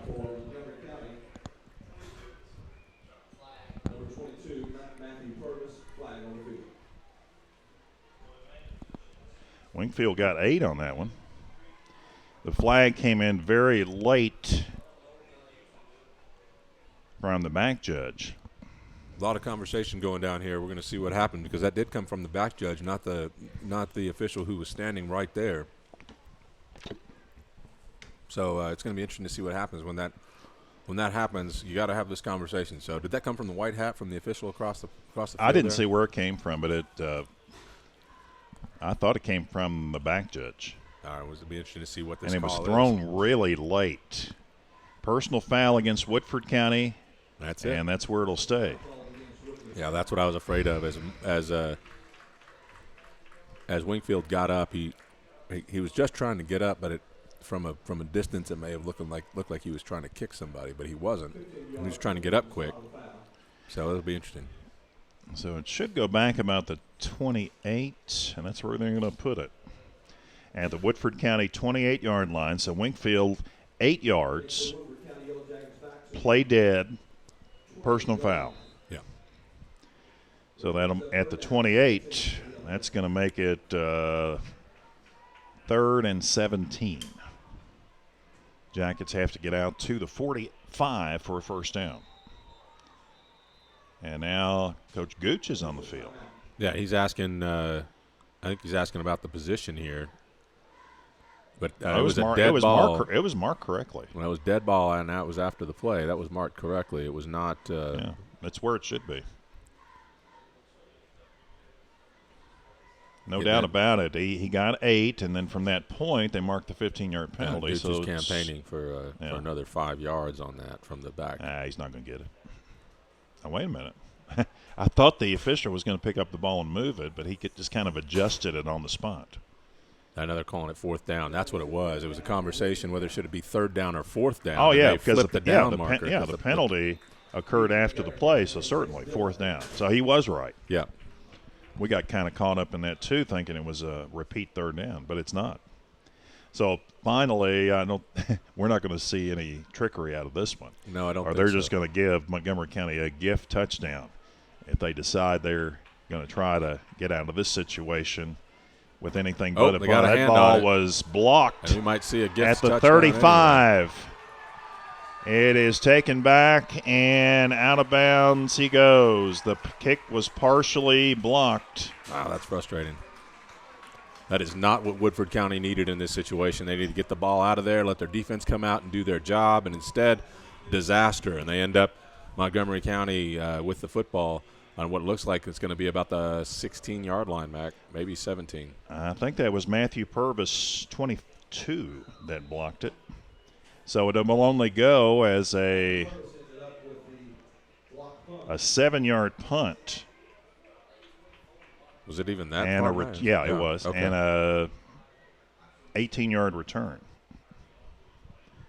So it'll be first down from the 18. This is going to allow Montgomery County to go right back to their game. Well, you know what? Yeah, they're going to feed Harvey The ball came Woodford out, County and it's got recovered by Graham Kane. Graham Kane on the spot. Wow, what a turn of events. They get the football right back, and a new set of downs does Woodford County. Wow, they tried running the football there with number 6, Akers, and he coughed it up.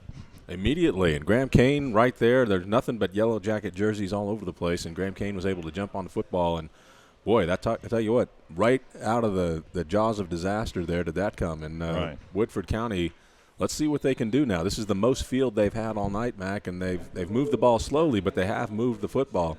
We'll see what they try to do. Are they going to try to do some ball control and then play for it in the fourth, or are they going to go ahead and go downfield right away? All right, he got one before fumbling. So it's at the Woodford County 17-yard line. The second Montgomery County turnover. They've had an interception and a fumble. Fake. There's Trey Thurman taking off. He got tripped up. He's still falling forward. Got a first down and a little bit more out to the 31-yard line. Gain of 14 for Thurman on a first down. I mean, they don't want to go to that all night because Trey Thurman is their quarterback. But I'll tell you what, man, when they pull that out, he does a great job getting downfield in a hurry, and teams don't see it coming. That his shoelace doesn't get grabbed on that, and he may still be running. Yeah, really. And I think he's gotten a lot of confidence running the football, especially after that 49-yard score that he had. I guess it was against who was it? Was that last week? Well, he scored last week on the first touchdown last week. And it was the week before that, I guess. Burnaby keeps slipping off the right side. He's still on his feet. Gets across the 35 and to the 37. He got a tough 6 yards. Burnaby doing what Burnaby does and just taking those hard yards as he can get them. I mean, he was busting tackles the whole way. He gets on, he runs great between the tackles, but you're not going to tackle him one-on-one. And so he gets out there on the edge, and that's a dangerous place for him to be because people just slide right down his leg. And you can put a linebacker or two and a lineman on him, he's only going to get a couple of yards. But you try to put a defensive end or an outside linebacker by themselves, he's looking for 8.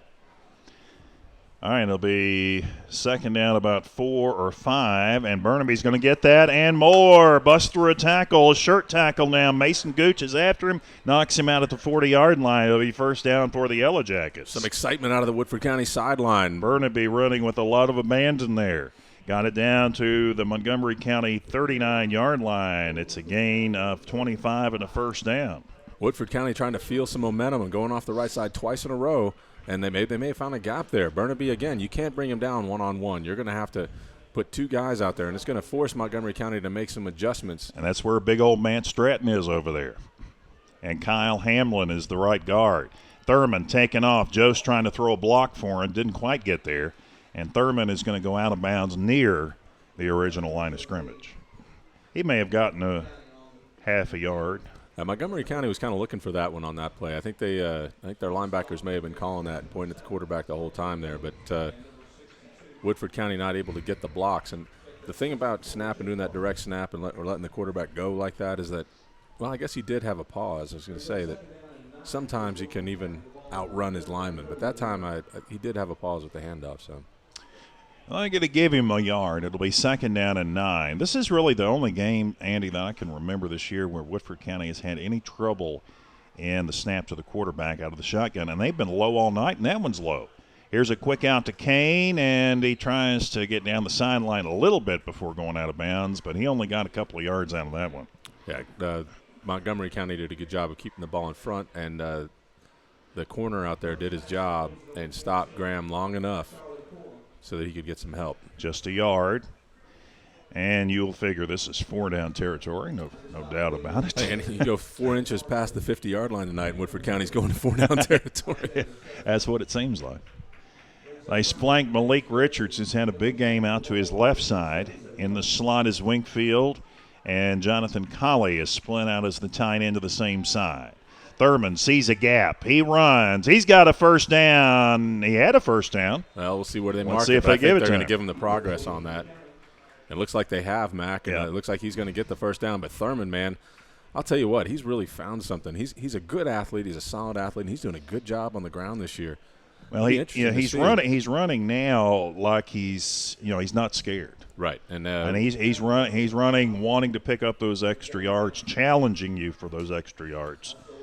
And I really think the last couple of weeks, his running the football and scoring a couple of touchdowns has changed his grit maybe in the running game. Well, given his size and given his speed like that, he's an athletic player. He may make a receiver. Somebody may make a receiver out of him going forward.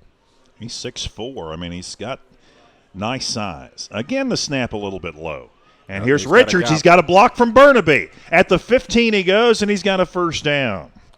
And it doesn't look like we've got any flags out there. Sometimes on the edge you see a hold a lot of times from Woodford County, and that one's clean. Yep. So we're going to get – Burnaby got a little bit of a chip block out there to open the hole for him. And it'll be at the 13-yard line, a 15-yard carry by Richards. I'll tell you, that's tough on the outside. Burnaby also did a good thing on the outside is that he held up. It's hard to do for a high school football player to get out there on the edge and see numbers and not take the block in the back. And he did a great job restraining himself. See the I formation this time. Burnaby up tight. They give it to the I back, and that's Wingfield. Breaks the tackle and will dance in for the touchdown. Boy, I'll tell you what. You want to give number 12 find his socks because I think they're back there on the 5-yard line. He just stepped right out of them. Yeah. Wingfield did a great move there. Wingfield with a nice burst, and he found a hole, and there was no stopping him there. So with 5:33 to go in this third quarter, the Jackets have drawn within 4. And now Maxton Lippert, who has not missed since Game 2, an extra point will be in there. We think he will kick, and they are going to kick. Brody McCown will hold, a backup quarterback. And Lippert, who's been only missed 2 this year. A kick by Lippert, and he is Mr. Automatic, isn't he? He is now. He's really gotten strong with that. He's doing a great job, and early on in the season he was coming off soccer. He'd never played football before, and he had to get that rhythm. It's a lot. Soccer players sometimes think that's going to be an easy kick, and it's not. All right, so Lippert does his job, and Woodford County is now within 3 at 17-14 with 5:33 left in the third quarter, and they're right back in this football game. So, Andy, I think now that the Jackets realize that, hey, we can move the ball on this team. We've got people playing hard and playing to their capability. And there's no reason we can't come back and win this ball. And they're doing it in a balanced attack. This is the most balanced that we've seen them come out. I mean, that I've seen them come out this year. Instead of just run, we're going to shove it down your throats and ball control. They're doing that. It has been a good variety. But they're throwing the ball. They're getting the ball. They're getting the ball to the edges well. They're controlling the edges without getting those bad holding calls on the edge. They're doing a great job, and that was a balanced drive all the way down the football field. And I see some real confidence coming out of the Yellow Jackets tonight. Yeah, I agree. Maxton Lippert will kick off, and back deep for Montgomery County, standing at his 10. I believe that's Akers. Onside kick. Ball bounces up in the air. I thought Woodford County got that last hop, and they did. They got it at the 49 of Montgomery County. The ball took a big hop after it just went 10 yards, and it went into to mount a little bit of a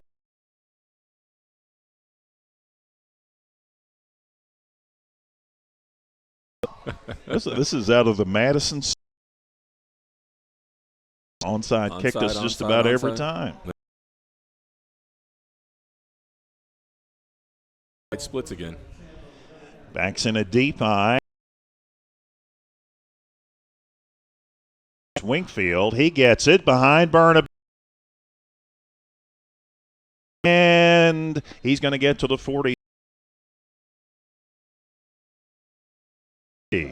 About a 6-yard. Wingfield running the football since the second game. He's doing a great job getting upfield. His vision seems to have come back. I don't know, maybe he got poked in the eye in the third game or something, but he seems to be seeing the field much better tonight and doing a good job of finding his spot and then running north and south with confidence. Second down, about 4 for the Yellow Jackets. Woodford had 79 rushing yards at halftime. There's a give off to Burnaby, and they hit him pretty hard at the line of scrimmage and throw him back. Now that time they were running over Drake Jackson's side. They moved Drake over to the left side and tried to sneak one in, but Montgomery County was not fooled on that. So they'll mark it at the 42. His forward progress got him 1. So it'll be 3rd and 3 coming up. Burnaby had 26 yards at halftime. Wingfield led Woodford County at halftime with 9 carries, 38 yards. Woodford had 52 yards passing for a total of 131 at intermission. 3rd down and 3. And the give, and Winkfield slips through. He's got a first down. Lots more. There is a flag thrown at the Woodford County about the line of scrimmage. Yeah, it's right at the line of scrimmage, and unfortunately, I think this one's coming back 10 yards. I think he's going to have a hold on the edge, and that's that tough spot out there. Thrown right at the line of scrimmage. And that'll be a 10-yard penalty. You know, when you run on the edge, if you can seal the edge, you can always get yards there. You can always find them there, Mac. And I think the thing is that when you do run to the edge, you're exposing your blockers to the referee. And, those guys who are taught to get in there and get underneath the shoulder pads, it's just much easier to get an arm extended, to grab a shirt. It's just so easy to call holding out there. Yeah. You can see it so much better. Right. Everybody spreads out. So the 10-yard penalty is going to mark it back in Woodford County territory at the 48, and it's 3rd down, and now 13 yards to go. So instead of 3rd and short, Andy, now Woodford County's faced with 3rd and long. Big penalty. Thurman out of the shotgun. Looking, rolling to his right, and screen didn't set up. Yeah, it's going to go for another loss. Is that Winkfield? Yeah. That time the screen just never set up. The wall just never was there. Winkfield caught the football, and Montgomery County either had it sniffed out or Woodford County didn't set it up. And Woodford's going to punt. Yeah, that's the right call here. Yep. They're going to mark the football out at the 46. That'll be a loss of 2 on the pass play. And Thurman will punt. Had his punt blocked last time, but Woodford got a fumble recovery to turn back the threat. Akers is back deep. Good snap. He dropped it and got it off, and it's going to go end over end, and Akers going to let it go, and Woodford was very fortunate there. Somebody needs to talk to number 13 about when to stop the ball, when not to stop the ball. He had another 2 yards on that roll. Well, Thurman had trouble controlling it, but, boy, when he did control it, he got rid of it in a hurry. You can never question Thurman's athleticism. He's a good athlete. I mean, he throws the ball. He can kick the ball. He runs well. He did a great job of keeping his head there and kicking the football away and putting Woodford County in a better situation than they probably would have ended up. Yeah, I mean, it was a knuckler end over end and on an artificial surface. Yep. That can go a long way. So from the 15 of Montgomery County, 1st and 10 for the Indians. Walker gives, and this is Harvey, and he meets resistance on Woodford County's right side. That's Ben Bruckner coming in there to make the stop, along with Drake Jackson. We've had some success on that side of stopping the run on that side of the football. What they'd like to do is come back with their little counterplay off of that, and he's been untouched. Harvey had 105 yards at halftime and 2 touchdowns. He had 14 running plays of their total 21 plays in the first half. Yeah. So they kind of rely on him, I guess. Yes, here we go. We'll see what they do here, but we may see the Harvey show to the right. Out of the shotgun. Nope, here's Walker. Double clutching, balls in the air, and Nash, and he knocked it up in the air, and it's taken, and it looks like it's going to be a long touchdown for Cody Parsley. I'll tell you Ben what. Bruckner came up and touched the ball, but the ball popped up in the air, and Parsley, alert, grabbed it out of the air, and Woodford County had nobody within range to bring him down as he ran down the left sideline for the score. Boy, Ben Nash did what he was supposed to do there. He got up in there, and the freshman got his hand on the football. He hit the football, and it just popped up a little bit, and the taller receiver was able to reach over the top of him and keep that ball alive and make a catch and a big play. 84 yards. The pass play from Walker to Parsley. And it's Parsley to hold and Holder to kick. And the holder connects. You're loving that tonight, aren't you? Yeah, I'm playing it for all it's worth. Well, just when Woodford County thought that they had a little ray of light there, Mac, that was it. Yeah, and that was just unfortunate for Woodford County there. Looked like we were going to have a knockdown.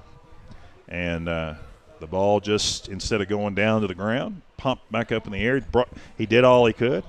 Yeah, Ben, you can't fault Ben Nash there. I mean, he's 5'7". He's a freshman. He weighs 130 pounds. He got out there, got his hand on the football, was in position, screened the ball, he's just up against a guy who's taller than he is by 5 inches, and he was able to Nash put his hand on the football, and the receiver was able to get his hand over the top and just pop it right up out of his hands and keep the ball alive. It was a great play on the offensive side, and isolated out there by himself. They picked on the freshman, and it paid off for That's Montgomery. his favorite receiver. Parsley has caught by far the most footballs this year, and that one goes for 84 yards and a touchdown. 2:30 to go in the third quarter. Montgomery County 24, Woodford County 14. And the Jackets are back to receive this kick on from Holder. Winkfield, and is that Depp? D. Depp is back deep. And they kick it to Depp. He's going to take it about the 11. D. Depp, and we got a hold on the backside. I don't know what that's going to be because it comes from an interesting spot. They got a hold on Woodford County on the backside, and that's a preliminary call. And they threw it at the 23. So Depp will get a official 12-yard run back, and then it'll be a holding penalty from the 23-yard line. So that will pin Woodford County back here late in the third quarter.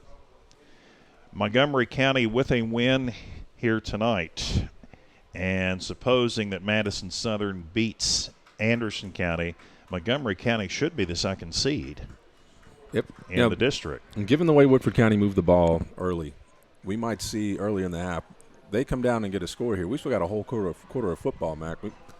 Woodford still has, really connected. It's just going to be about character and heart tonight. All right, so Woodford has to fight back here, trailing 24-14.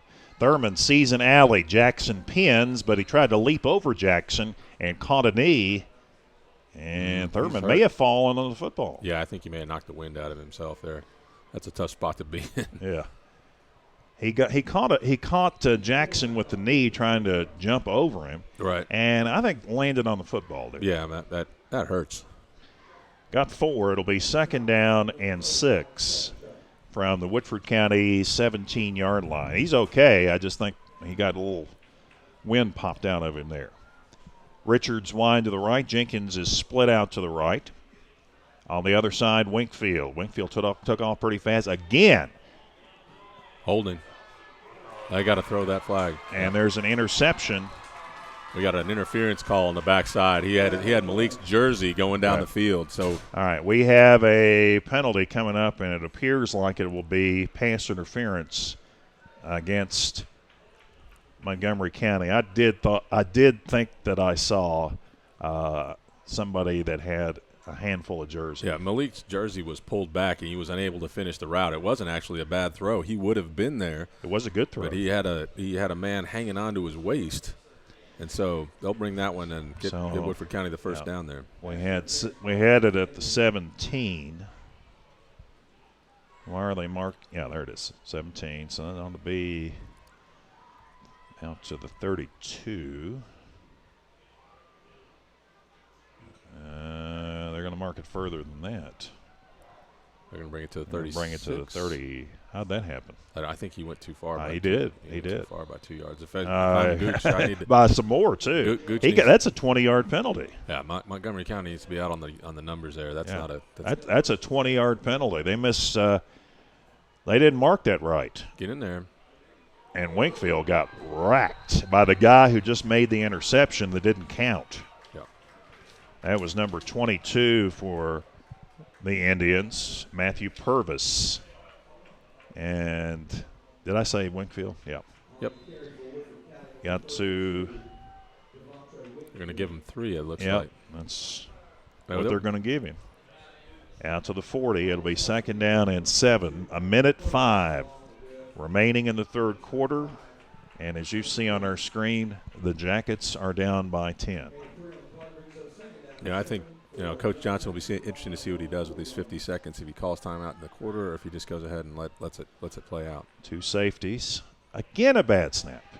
Thurman throwing down the middle, got a man, and it's a first down. I'll tell you inside the 30-yard line. And Malik Richards, has he had a night or what? My goodness. And again, body screen, you put the ball on him, he's going to catch the football. This is the way it's going to work tonight. And don't forget, that's just a well-placed football there. It's a great pass by Thurman.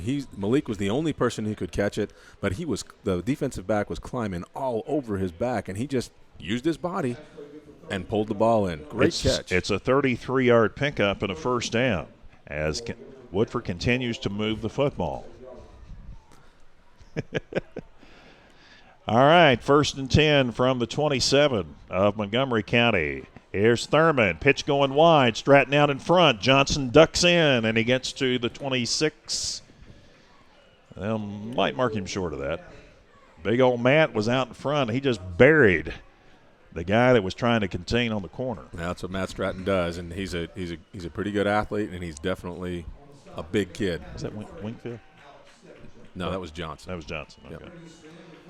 I call it, and then a second later, can't remember who carried it. Looks like we are going to carry it into the fourth here. And, all right.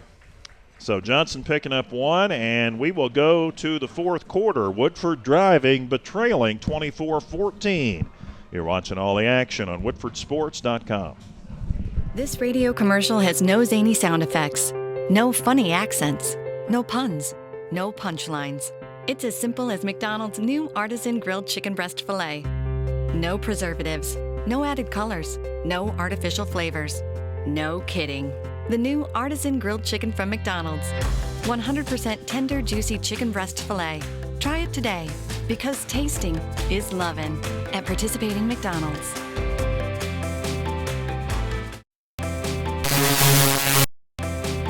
I'm Louis Gaver with Sutherland Chevrolet. Come see us. We'll show you how we make buying a car fun again. Sutherland's the only dealer in the state to be awarded the prestigious GM Mark of Excellence Award. And we're easy to get to, just 6 miles past the Fayette Mall. No hassle, just the Sutherland advantage. For price, service, and selection, nobody beats a Sutherland deal. Sutherland Chevrolet. Kentucky's best Chevy deal. Hello, this is Joe Gravis with McDonald's of Versailles, and we are so lucky to call Versailles, Midway, and Woodford County home. Thanks for your support of McDonald's and all that you do to make Woodford County a great community. Teamwork, family, community, and service. That's what Gravis McDonald's is all about, and more importantly, that's what this community is all about. On behalf of all of us at Gravis McDonald's, we just want to say thanks. Run and who can see the field, you got to use them, especially when you're up against the wall like Woodford County is right now. Like you were saying off air just a minute ago, Woodford County has to score here, and then they've got to come up with a defensive shutdown. All right, they're on Montgomery County 13. Burnaby in the backfield. Out of the shotgun. Again, Depp in motion. This time they're going to give it to him with Burnaby out in front. He cuts it back up, and we've got a penalty flag thrown behind the runner. Yeah, Egan's going to get it all the way down inside the 5, but back at the 17 is where the penalty flag, and the call is holding. You can't tackle him on the outside like that by yourself, or behind the play like that. It's just not going to work. So again, Woodford County tries the corner, and again we get a holding penalty. And that time, Trey Wingfield was getting beat.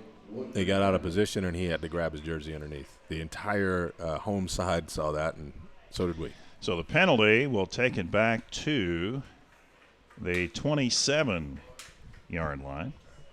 But I'll tell you what, Mac, that middle of the field is opening up, and when they bring Depp across the field like that, they're really opening it up because everybody's selling out to the jet. They're not giving Trey Thurman a whole lot of respect in the middle of the field there, and that'll be interesting to see if they continue to do that. Well, Andy, that ended up being a 14-yard penalty. It was thrown behind the line of scrimmage. Oh, yeah. Didn't seem to be. Yeah. But they marked it from the 13 to the 27. Montgomery County's 1st and 10 from the 27. Thurman back to pass. Looking for Johnson in the corner of the end zone. Ball batted up in the air and complete. Boy, that was, it looked like Walker may have gotten a hand on that one. Yeah, he did, and he got an opportunity to catch that ball. But, Mac, that Montgomery County was late shifting over to the wide side of the field, and you would like to see another read there. I don't know if he has that receiver dialed in from the beginning. He may not have that choice, but Thurman threw into a very small area there. Yeah, and on the wide side of the field, the safety didn't shift over in time. He was late coming over, and they were out of coverage. All right, they're going to split Richards out to the right. He's been the man tonight for Woodford County. Thurman looking for him. He's got two receivers in the same area, and a battle, and the ball knocked to the ground. Malik Richards became pretty much an all-state cornerback on that. He had two guys to come over the top on, and he had to knock the ball down. Do you feel like somebody ran the wrong route? Two receivers. You had one come underneath about 5 yards from the other one. Yeah, there may have been a miscommunication there. Give Malik a little credit for D-backing on that one. He knocked it out. He saved the interception down low. That was going to be intercepted, no doubt about it. The ball was kind of thrown up for grabs. And that gives Woodford County another, just keeps them alive just that much longer. All right, Richards back to the wide receiver to the right. They split Jenkins out as the tight end. Burnaby shifts. This is Thurman. Sets his feet, throws across the middle over the head of Johnson, and then behind him, the ball was almost caught by Wingfield inside the 10, but it hit the ground first, and Woodford County's down to its last down. Fourth down. No question what they're going to do here, but, man, that time Thurman had time and he had a man and couldn't get the ball. I couldn't tell who he was throwing it to. I don't know that the receivers knew who they were throwing it to. He hasn't been sacked all night that I can remember. He's had pretty good protection.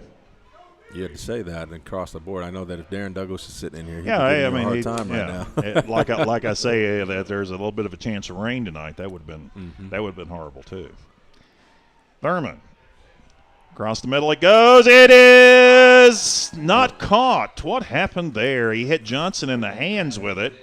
He's hit Johnson in the hands a couple of times tonight, but he couldn't pull that one in, and Montgomery County will take over. Yeah, he went. I'm surprised he didn't go to Malik Richards on that. He's the man with the hot hand tonight, and instead Johnson just bats it straight up in the air. And should he caught it? Hit him. It's thrown pretty hard. Put both hands up on the football. Yeah. I mean, it was there. No matter how hard it's thrown, I mean, as a receiver, that's why you're a receiver. You got the best hands. That's right. Well, Woodford County is going to – they have an opportunity. If they can shut this down here, they still have an opportunity here with 11 minutes left. So from the Montgomery County 27, they go with a power I, and they're going to give it to their big man. This is Harvey. He's got a first down and spins out beyond the 40. Alex Harvey, who went over 1,000 yards in this game tonight, had over 100 at halftime. And he gets almost 20 there? Yeah. Not quite 20. Woodford County had a blitz on and blitzed just off the side. The quarterback called the gap, and I think he may have made an audible to call over to the other side. Woodford County thought that they were going to go ahead and blitz right to that play. Instead of that, they blitzed right past it. 16 yards for Harvey and a first down. Blitz is coming. Harvey trying to get to the corner. Here they can't get him at the 45, and he dives forward trying to get the first down. He's going to be pretty close into Woodford County territory. That time Jalen Washington was trying to stalk him from the backside, and he just didn't have that 4.6 speed that he needs to bring him down from behind. He got 10, and that's going to be a first down. Woodford County didn't do a bad job getting penetration on that play. They just couldn't bring closure to the play. And now Montgomery County is going to milk the play clock as they come slowly out of the huddle.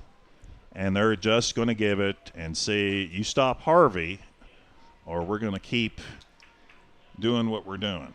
And Woodford jumps offside. Yeah. Jalen Hamilton was the man. Hamilton so that'll lost 5. Hamilton will come right out immediately. He's going to be replaced by John Stork, 77. He went several counts too early on that one. Yeah. Well, you know what's coming. You want to pin your ears back and you want to come. Montgomery County's gone on 2-3 times tonight. Twice they've got us to jump. Woodford trying to stuff it inside. J.T. Jones in there on one corner for Woodford County. We got Jalen Washington in there. We've got Lee Kane is in the ball game. Pitch it goes. Harvey, first down. Yeah, I don't think we're going to see anything else for the rest of the night. We're going to see Harvey all They night. pretty much established what they're going to do here. And Harvey gets 7 on a first down. And unless Woodford County can find a way to get him down, we're in a heap of trouble with 9:20. That is 9, isn't it? 9:20 to go. Woodford has to nail it shut here. They have to be in this case, they've got to be a bend but not break defense. And they're bending right now. Hamilton is back in. 1st and 10 from the 35. They're really don't play out the play clock. They've got the stopwatch on the sideline. Here's a give off, and this is Harvey, and he busts his way down inside to close to another first down. Woodford just can't slow him down. I think that's another first down. No, they're going to be a little bit shy. Mac, I back a few years ago several years ago coaching younger kids. We had an old coach who was an assistant who claimed to play for Bear Bryant back, and he was pushing up on 80, and he used to say one thing. He said, football comes from one place, it comes from the heart. And so we'll see if Woodford County can find some heart here and make a stop. And Harvey, on the blast, the straight blast, gets a first down to the 17-yard line, a gain of 9. And he is just dominating the line of scrimmage right now. Yeah, Montgomery County is just getting the jump. They're getting the push up front, and they're pushing Woodford County off the football. He only needs a couple of yards to get up the head of steam to get his 5 or 6 every time. They're doing exactly what they want to. Run the ball with their big stud, 232-pound tailback Alex Harvey. And they go to the power eye with Harvey. And they give it to him again. And this time, Colley runs him down from behind. Colley's quick, and he's a fast linebacker. He plays a little reckless abandon. He loves playing linebacker. And he loves coming across the line and doing just that. He likes stalking people down and tearing them up from the inside. So Harvey loses 3. He loses 3. Yeah.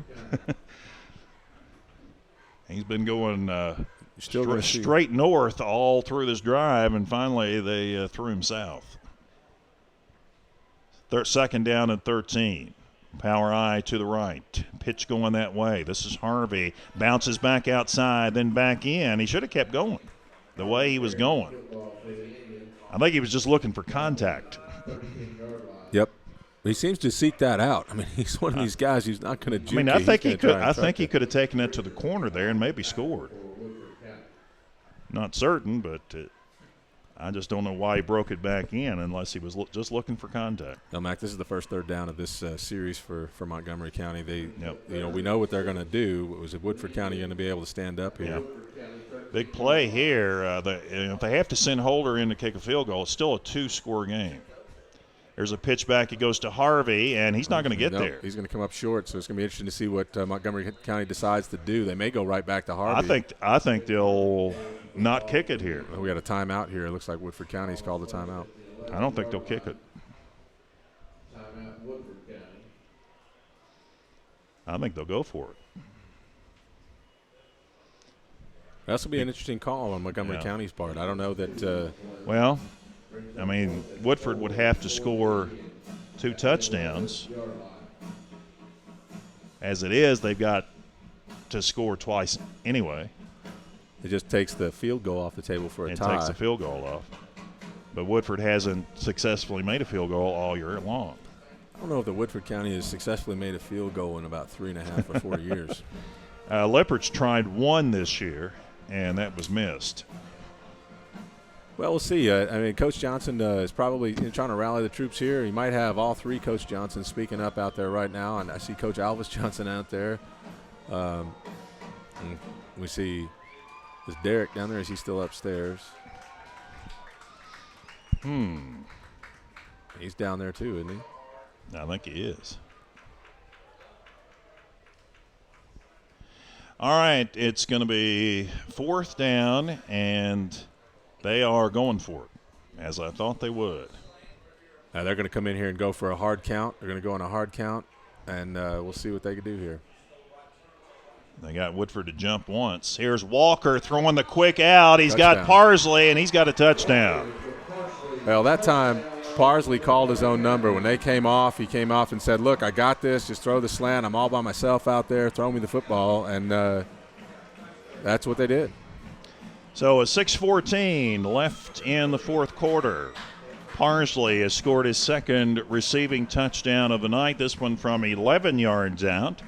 And earlier in the half, he caught an 84-yard touchdown pass from Art Walker. Holder's extra point. The ball is down, and it is blocked. And the block looked like it came from Colley, number 2. It looked like Jonathan Colley got his hands on it. I think that's correct, Mac. So technically, it's still a 2-score game. If they get 2 points. 30 to 14? Yeah, they get their 2 points. Right. Yeah.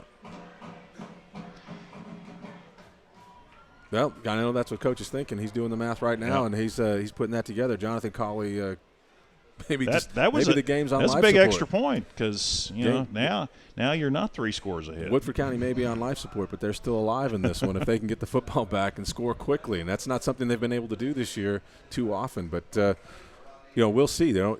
They're definitely going to have to play out of their game. They're not going to be able to move the ball on the ground very much. They're going to have to throw the ball. So Montgomery County is going to be able to pick one of 2 possible defenses out there to play against them, keep the ball in front of them, keep Woodford out of the end zone.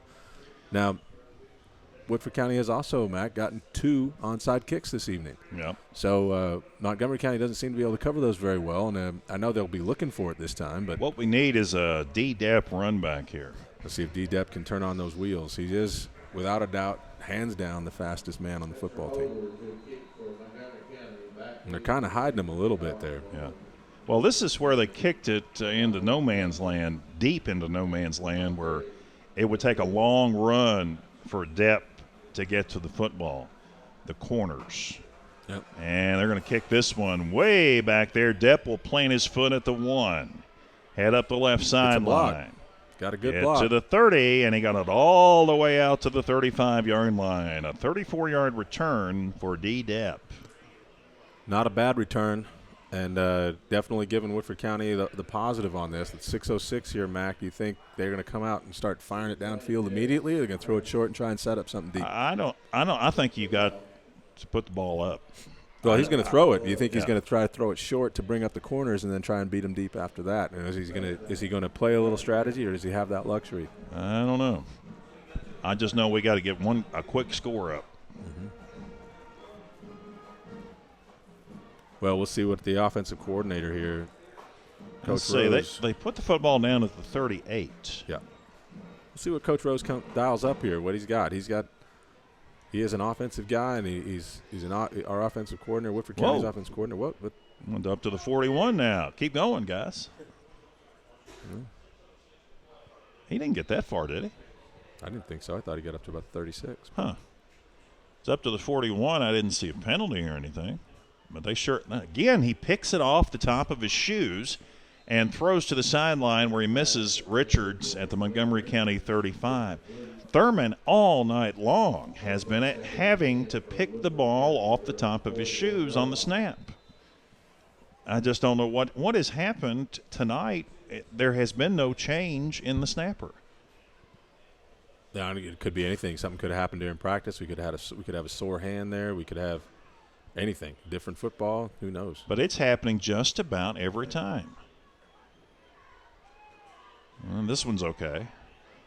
Thurman throws to the sideline. Wide open as Richards got a first down at the Montgomery County 46. Well, he did a little stop there on the sideline, and he was wide open. Yeah. Now Woodford County will take that, and that's what I mean, Matt. Can he get the cornerback to cheat up and get the safety to overplay a little bit? If that can happen, he might be able to get a step on somebody on a stop and go and get the ball downfield for a quick score. 12 yards for Richards and a first down. He's had a big night receiving for the Yellow Jackets. He splits out wide to the right. Or that's Johnson wide to the right. Got a procedure penalty. They're going to lose 5 on this. Yeah, these penalties have really hurt. There haven't been a lot of them, but they have come at bad times. Yeah, that's As true. Woodford is stoking up for a big drive, they have really stymied us. Seems like they get gut punched every time they start to get some momentum. Woodford County is it. So we'll knock it back into Woodford County territory, and they'll mark the football at the Woodford 48, and it will be 1st and 15. 2 safeties for Montgomery County. Playing the zone back there. Again, a low snap. Thurman rolls, cocks his arm, gets back to the original line of scrimmage. Well, that time he was able to get out of bounds, stop the clock so they can get some of that back. But he did get back to the original line of scrimmage. Thurman saw things were covered up and decided to keep it, play it safe, and stop the clock. He got back to where the penalty was marked off. At the 47, it's going to be 2nd and 10. Receivers all looking at their wristbands here for the call on the next play. Thurman's got it. Down the middle, Jenkins right through his hands, and it was almost intercepted in the secondary there. I think that was number 9, it looked like, for Montgomery County. And that was Drew Mathis who almost came up with the interception. Well, that was interesting because, again, it didn't look like the tight end was looking for the football. That was twice. Yeah. Before it was Colley, and that time it was Jenkins. I'll tell you, Thurman's showing what kind of arm he's got tonight. I mean, those passes are gunned. 3rd and 10. They're going to run it. Play and draw. Yeah. That was a run all the way. And it didn't work.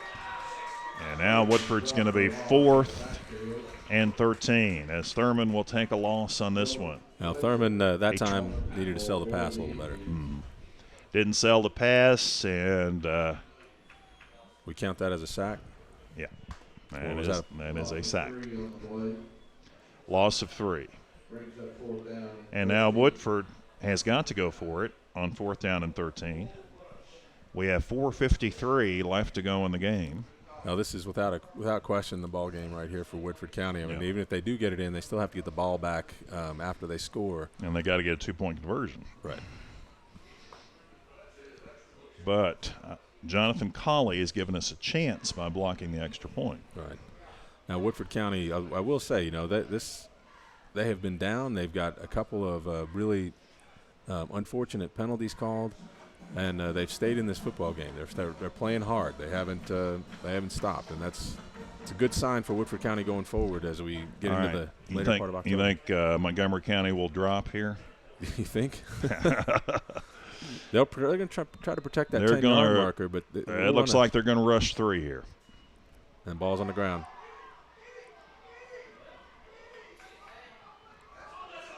Nowhere to go. And again, a bad snap, forcing the scramble. Well, again, that snap has just been torture. I mean, it's been consistently bad all night long. It's hard to understand why all of a sudden there must be something wrong. There has to be something wrong with the hands of our snapper tonight. Yeah, I don't know what's going on there because, as you said, it's been consistent. And it's been consistent for 2 years, really. You've had occasional bad snap. You always do in high school football, but you don't have consistently bad snaps. And now we're going to see a heavy dose, an even heavier dose of Alex Harvey. Yeah. It's stats time for him on this. It's time to get him some yards. There he goes. Colley puts his head in there and knocks him down right at the line of scrimmage. They'll give him 1. It'll be 2nd down and 9. He was met by a couple of jackets on that, and I wouldn't want to be any running back looking up and seeing a wall of Colley and what probably was Drake Jackson together on that. And again, it's also important to point out, Mac, that Woodford County's lost a lot of size on that front of that defensive line to injuries this year. We've lost Sage Young and Mr. Washington out there, and both of them with season-ending injuries, and are watching this game from the sidelines. Montgomery County coach is telling them when they want the ball snapped. They're trying to bleed the play clock here at 4:09. Give off to Harvey, trying to get to the corner, tripped up by Ben Bruckner, and he falls forward to the Woodford County 46-yard line. So it'll be a gain of 4. It'll be 3rd and 5 for Montgomery County. Now inside Yellow Jacket territory. Montgomery County just slowly strolling back to the huddle. Yeah, this is where they're going to suspending all kinds of play clock. They're going to be going into the slow go here. They're going to be getting up slow, moving slow, coming up to the line slow. Coach is telling them when to break the huddle, when to snap the football. They got it under control down there. He's got the hold sign up. Got the stopwatch. 3rd and 5. Here's Harvey, and they ramp him. Jalen Hamilton came from behind to pull him down. It's going to be 4th down. And I believe they will try to pin Woodford County way back there. Well, they may. With a punt. I certainly wouldn't hand them the ball here. They still have 5 yards to go. Yeah, Woodford County's timeout. They're going to give Montgomery County a chance to consider that. What are they going to do here? Are they going to just try and run it out? You don't want to give Woodford County the football here, especially given the way that Trey has shown his ability to throw the ball downfield tonight. But I certainly would punt to get the ball deeper into Woodford County territory. Then take the chance with only a 2-score game, Woodford scoring quickly, and then converting another one of those onside kicks because they've already been successful twice here tonight. So if I was the Montgomery County coach, yes, I would punt on this one. But we'll see. Yeah, this is going to be, again, we've had a couple of times here where we've had question marks, Mac. Neither one of us was right when coming out of the timeout. Walker, who is the quarterback, is the punter. And he has run out of punt formation tonight. He converted a 4th down out of punt formation tonight. Back in the first half. This doesn't look like a punt formation to me. It does not, does it? No. They're going to go for it, or at least try to get Woodford County offside here. 4th down. Woodford's got they're going to throw it, and the crossing pattern is caught. First down. Caught. Again, the quick slant, and that's to Parsley. Again, man, Mac, the defensive back on that side, number 6, is a freshman. He's not doing a bad job. Well, he had his hands on top of the football. He had his hands on the football, but you're looking at a kid who's probably 14 years old and playing against somebody who's a leading receiver on the district who outsizes him. I'm surprised they haven't picked on him more this evening. But Andy looked like he was bringing his arm down to try to rake the football out just as it arrived. Yeah, so he was right on top of the play. He's not physically there yet. Walker gives off, and Harvey trying to find a gap, and he does, down to the 31-yard line. He got 5 on that one. And, well, it looks like Woodford County is going to end its district season without a win. But, of course, with a 14 district, the Jackets have already made the playoffs. And will be going to the number 1 seed in the opposite district, which we're not sure yet, but you would think that might be Covington Catholic. Maybe Highlands, which got off to a great start. I'm not sure how they've done since then. Play at Central Hardin next week. Here's Alex Harvey. And that's J.T. Jones getting underneath him. With that first down, though, we're looking at kneel outs for the rest of the game if they want to. Yeah. Harvey gets it down to the 22 and got 9 on a first down. And nobody's going to want to stop the clock now. So at the 22, so Montgomery County will win tonight for their second district win. If they tie Anderson County for second place, Montgomery County will be the number 2 seed because they beat Anderson last week. Woodford will drop to number 4. Madison Southern could finish the district season undefeated if they beat Anderson tonight. Was that Harvey? Yeah. No, that wasn't. Yeah, it was. That's 34. Now he's going to come out and he's going to see the bench now, and that's going to be the end of So his Harvey, game. way over 100 yards tonight, 1,000 yards for the season. Under a minute to go. And now it's victory formation for Montgomery County.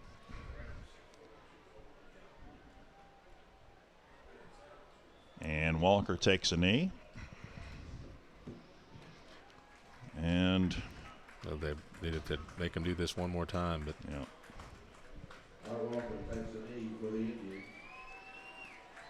Well, technically, you're supposed to give the loss of yardage with the kneel down to the team, so I'm going to give it to the team rather than Walker. He's going to let this come down. They really only need to snap the ball a couple of times here. All right, so Walker, he's still looking over the sideline for what to do, but he can do just about anything he wants to do now. And that's it. As Montgomery County has won for the second time in 3 district starts, beating Woodford County by a score of 30-14. So the Indians will await the outcome of the Anderson County game. Pretty much, they're going to be the second seed. They're going to be the second seed. Yeah. Montgomery County will. Yeah, they've earned a second seed with this win, and Woodford County will stay at number 4 and have to play the number 1 seed. They're going to have one heck of a finish. The only thing they can't be is a first seed, because if they tie Madison Southern won the head-to-head with them. Right. So Montgomery County will – well, the reason they're going to go to the number 2 seed is twofold. They didn't beat Madison Southern, and they beat Anderson County, and the head-to-head with Anderson County, they're the number 2 seed. Yeah.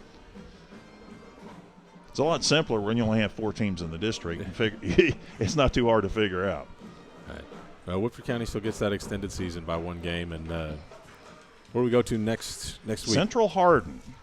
That is going to be one tough football game. Central Hardin is a good football team. And that will be in E-Town next week, and that will close out the regular season, and then we can tell you who Woodford County will be playing and where in the regional playoffs.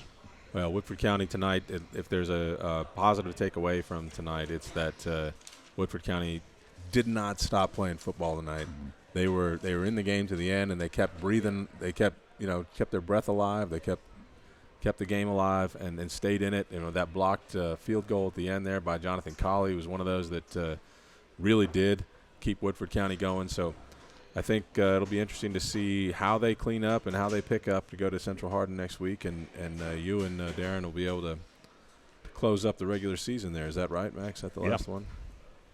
So Woodford County having a tough go of it tonight in Montgomery County, but they weren't out of it the entire game. And I think that there were some things learned. But, man, you really see the loss of those bodies inside tonight on the defensive line as Montgomery County was able to have their way with the front end with the young guys in there due to injuries and losing all of that size in the middle. Woodford County had a tough time tonight bottling up the big back from Montgomery County.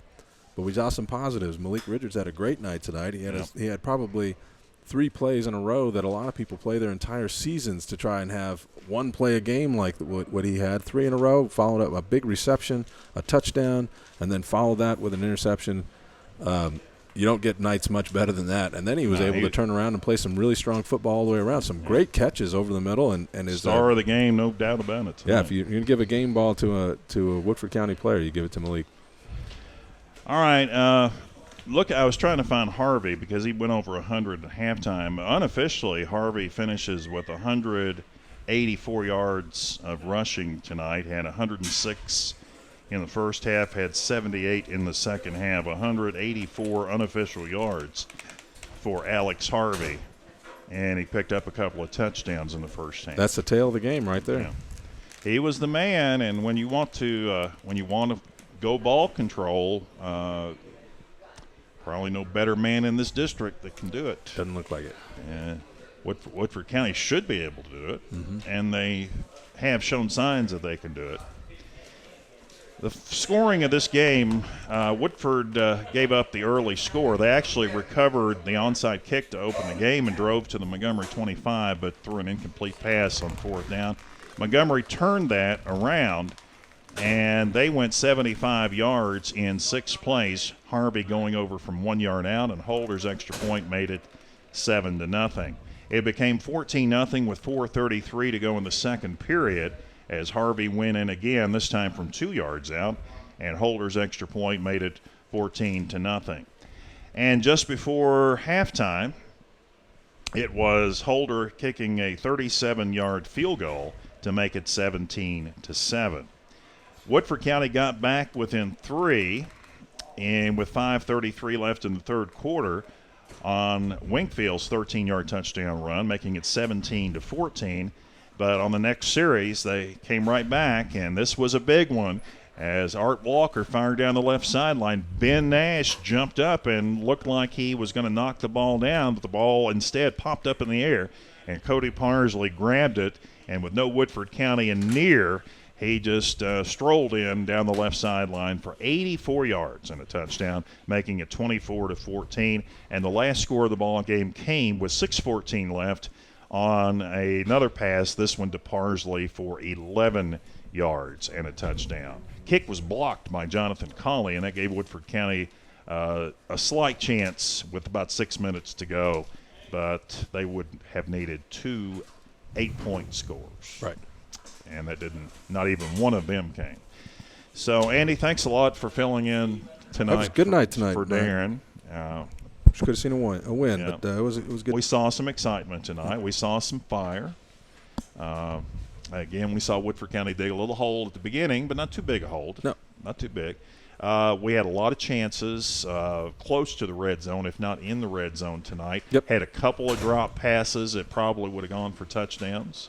Yep. Good to see Matt Stratton out, know that he's going to finish the season. Right. Seeing him back out on the field for his senior year and finish out a senior season. And the hardest to understand was why we had so many bad snaps tonight. Bad snaps and unfortunate penalties. Yeah. That's really it. That just when you get a breath of life, you get killed by a penalty. So, I mean, you got your same snapper, and he's done a wonderful job all year long. Right. But there just had to be something wrong that we're not aware of, because that had just happened way too often tonight. So we thank you for joining us for the game tonight, and hope you'll join us next Friday night as we travel to E-Town, Woodford County against Central Hardin. For Woodford County's football on WoodfordSports.com, this is Matt Calvert for Andy Smith, Casey Cooley, Sam Smith, and Gloria McLean bidding you farewell from Mount Sterling, where the Jackets have fallen to the Indians 30-14.